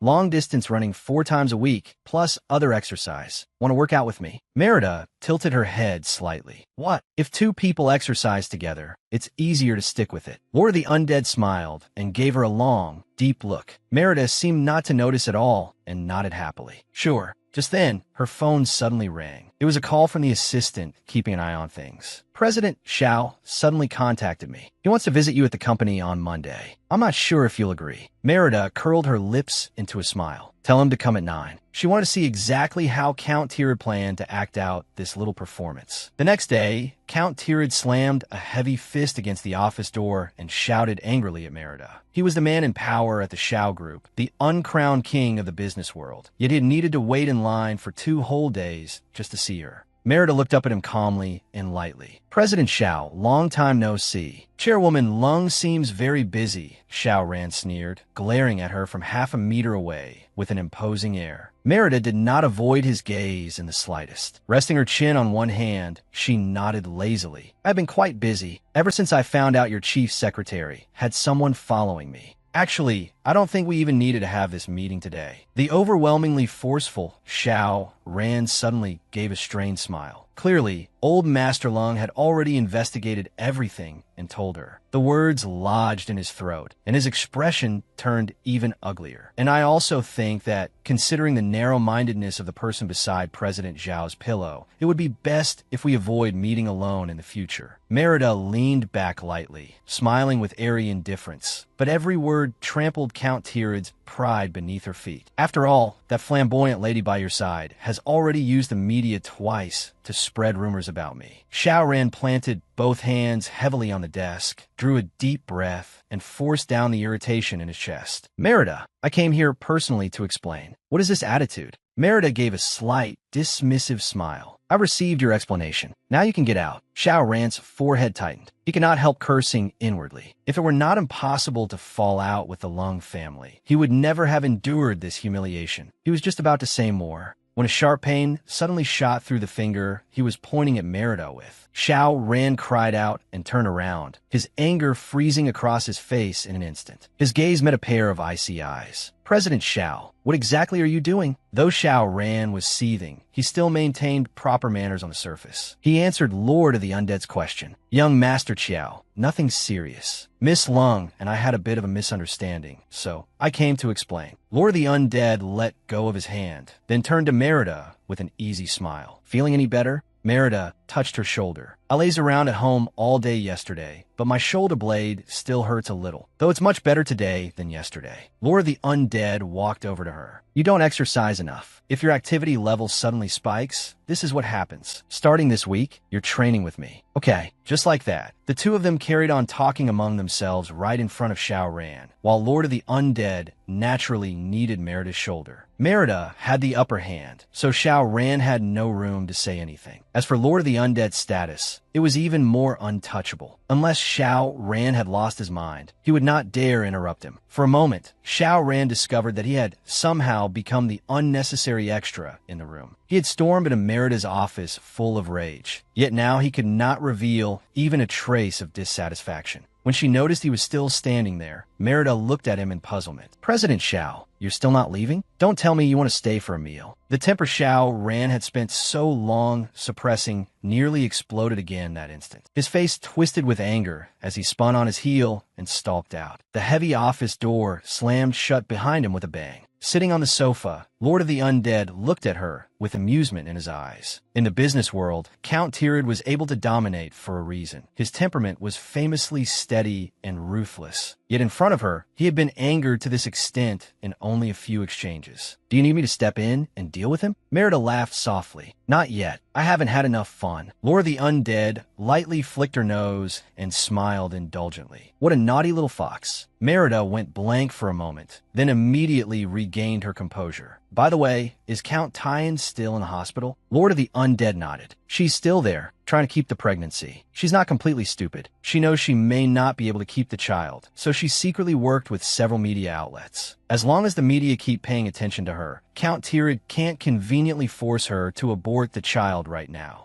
She's got some nerve. Isn't she afraid that after Count Tyrid cleans up those media outlets, he'll come back to settle the score with her? Merida raised her brow in amusement. Before choosing the media, Luo Jin specifically picked a few with complicated backing. Count Tyrid cares about appearances. If he makes too big a move at a sensitive time like this, he'll only suffer more himself. Lord of the Undead replied with a smile. Merida could not help sighing. I originally had a chance to get such an excellent special assistant too. Lord of the Undead nearly choked on his tea. To be fair, he really had ruined that himself. Seeing him awkwardly fall silent, Merida kindly gave him a way out. Fortunately, there's still a final round of interviews tomorrow. I'll just have to pick someone satisfactory. Lord of the Undead suddenly straightened. Do you need me to help you judge them? The next day, in the Zhang Group's final interview conference room, Lord of the Undead sat beside Merida with perfect composure, ruthlessly eliminating candidates one resume after another. Everyone was dumbfounded. Their expressions were a little numb. Anyone who had made it this far had already passed test after test, repeatedly proving their professionalism, talent, and intelligence. What kind of person could possibly satisfy him? Looking at his serious profile, Merida could not help laughing to herself. At this rate,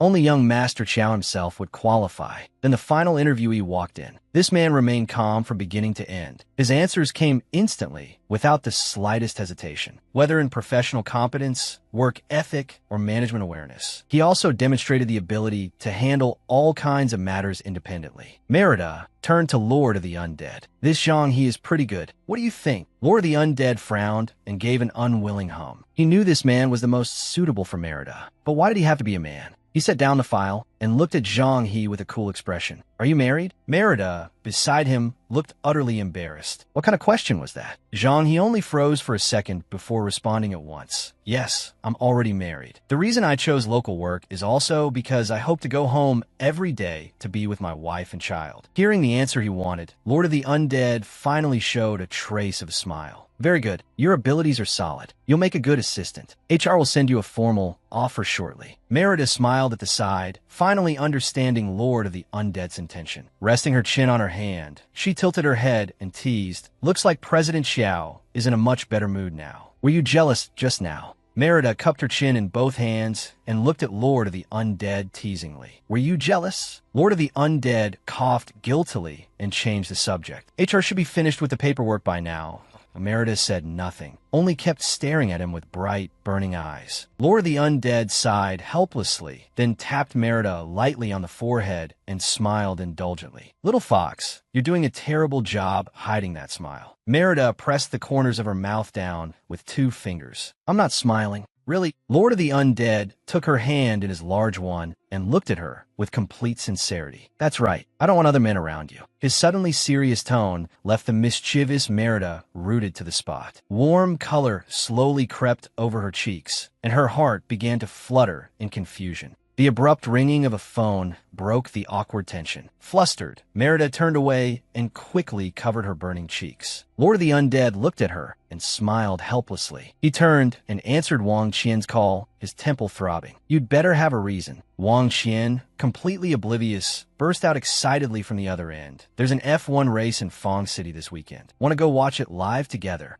Lord of the Undead turned to ask Merida, and she nodded repeatedly the moment she heard. By the weekend, they were seated at the F1 Fong City race. No sooner had they sat down than Zhou Yun grabbed Merida and began gossiping. Did you hear? That son, Yin, slipped in the hospital and miscarried. And Count Tirid is even more ridiculous. Although he managed to stop the company's stock from dropping, he completely offended the old men in his family. I bet from now on, his clan won't support him the way they used to. Merida, you have to be careful. I'm afraid they'll come after you later. Seeing the worry on Zhou Yun's face, Merida smiled and patted his hand. Don't worry, I'll be careful. She would never let those people ruin her life again. She needed to seize the time and take back the Shao group, just as her thoughts were racing. The massive electronic screen above suddenly showed Merida standing shoulder to shoulder with Lord of the Undead. The entire venue immediately erupted, a deafening chorus rising as one. Kiss, quiche, quiche. The crowd's reaction was astonishingly unanimous. The problem was, what were they supposed to do now? The camera had cut to them completely without warning. The shouting only grew louder and louder, the whole stadium nearly lifting off with the noise. Merida was so shy she did not dare look straight ahead. At that moment, Lord of the Undead suddenly smiled at her. Don't worry, leave it to me. Amid the wild uproar of the crowd, he drew Merida into his arms and slowly leaned closer. Her back tensed at once, and her heart began racing wildly. The next instant, he gently lifted her chin. In a soft, tender voice, he whispered 2 words, Miss Long. Then he added softly, sorry. His handsome face moved in close, and a gentle kiss landed on the fingertip Merida had reflexively pressed to the corner of her lips. The entire stadium went still for a split second, then exploded into screams. Gao Yuan looked like he wanted to pinch himself awake and instantly turned into a shrieking fangirl. It happened. It really happened. Merida's heart pounded violently. Her mind was buzzing as she stared blankly at the man in front of her, unable to recover. Looking at her dazed expression, Lord of the Undead could not help laughing. Are you okay? Merida finally snapped back to herself and hurriedly nodded, clutching her wildly pounding heart in disbelief. How could anyone in this world smile so devastatingly, so soul-stirringly? The damage was simply off the charts. Just then, a signal sounded from the track, and one race car after another roared onto it in their official appearance. Merida hurriedly looked away and turned to the excited Wang Qian beside her. Wang Qian, who do you think will win this race? Obviously my idol, Xiaozi. Wang Qian blurted out. He's the first racing god to win 3 consecutive titles in this circuit. I have to see him take a 4th straight championship with my own eyes. The spectators in the stands all rose to their feet, their gazes following the racing track with excitement. The next second, a tall, handsome race driver appeared on the screen, and the entire audience went completely wild. They waved their glow sticks and shouted his English name at the top of their lungs. Only Merida remained calm. Unlike everyone else in the venue, who had fallen into total frenzy, her gaze was measured, almost scrutinizing. Beside her, Lord of the Undead's dark eyes settled steadily on Merida. He could tell she definitely knew that man.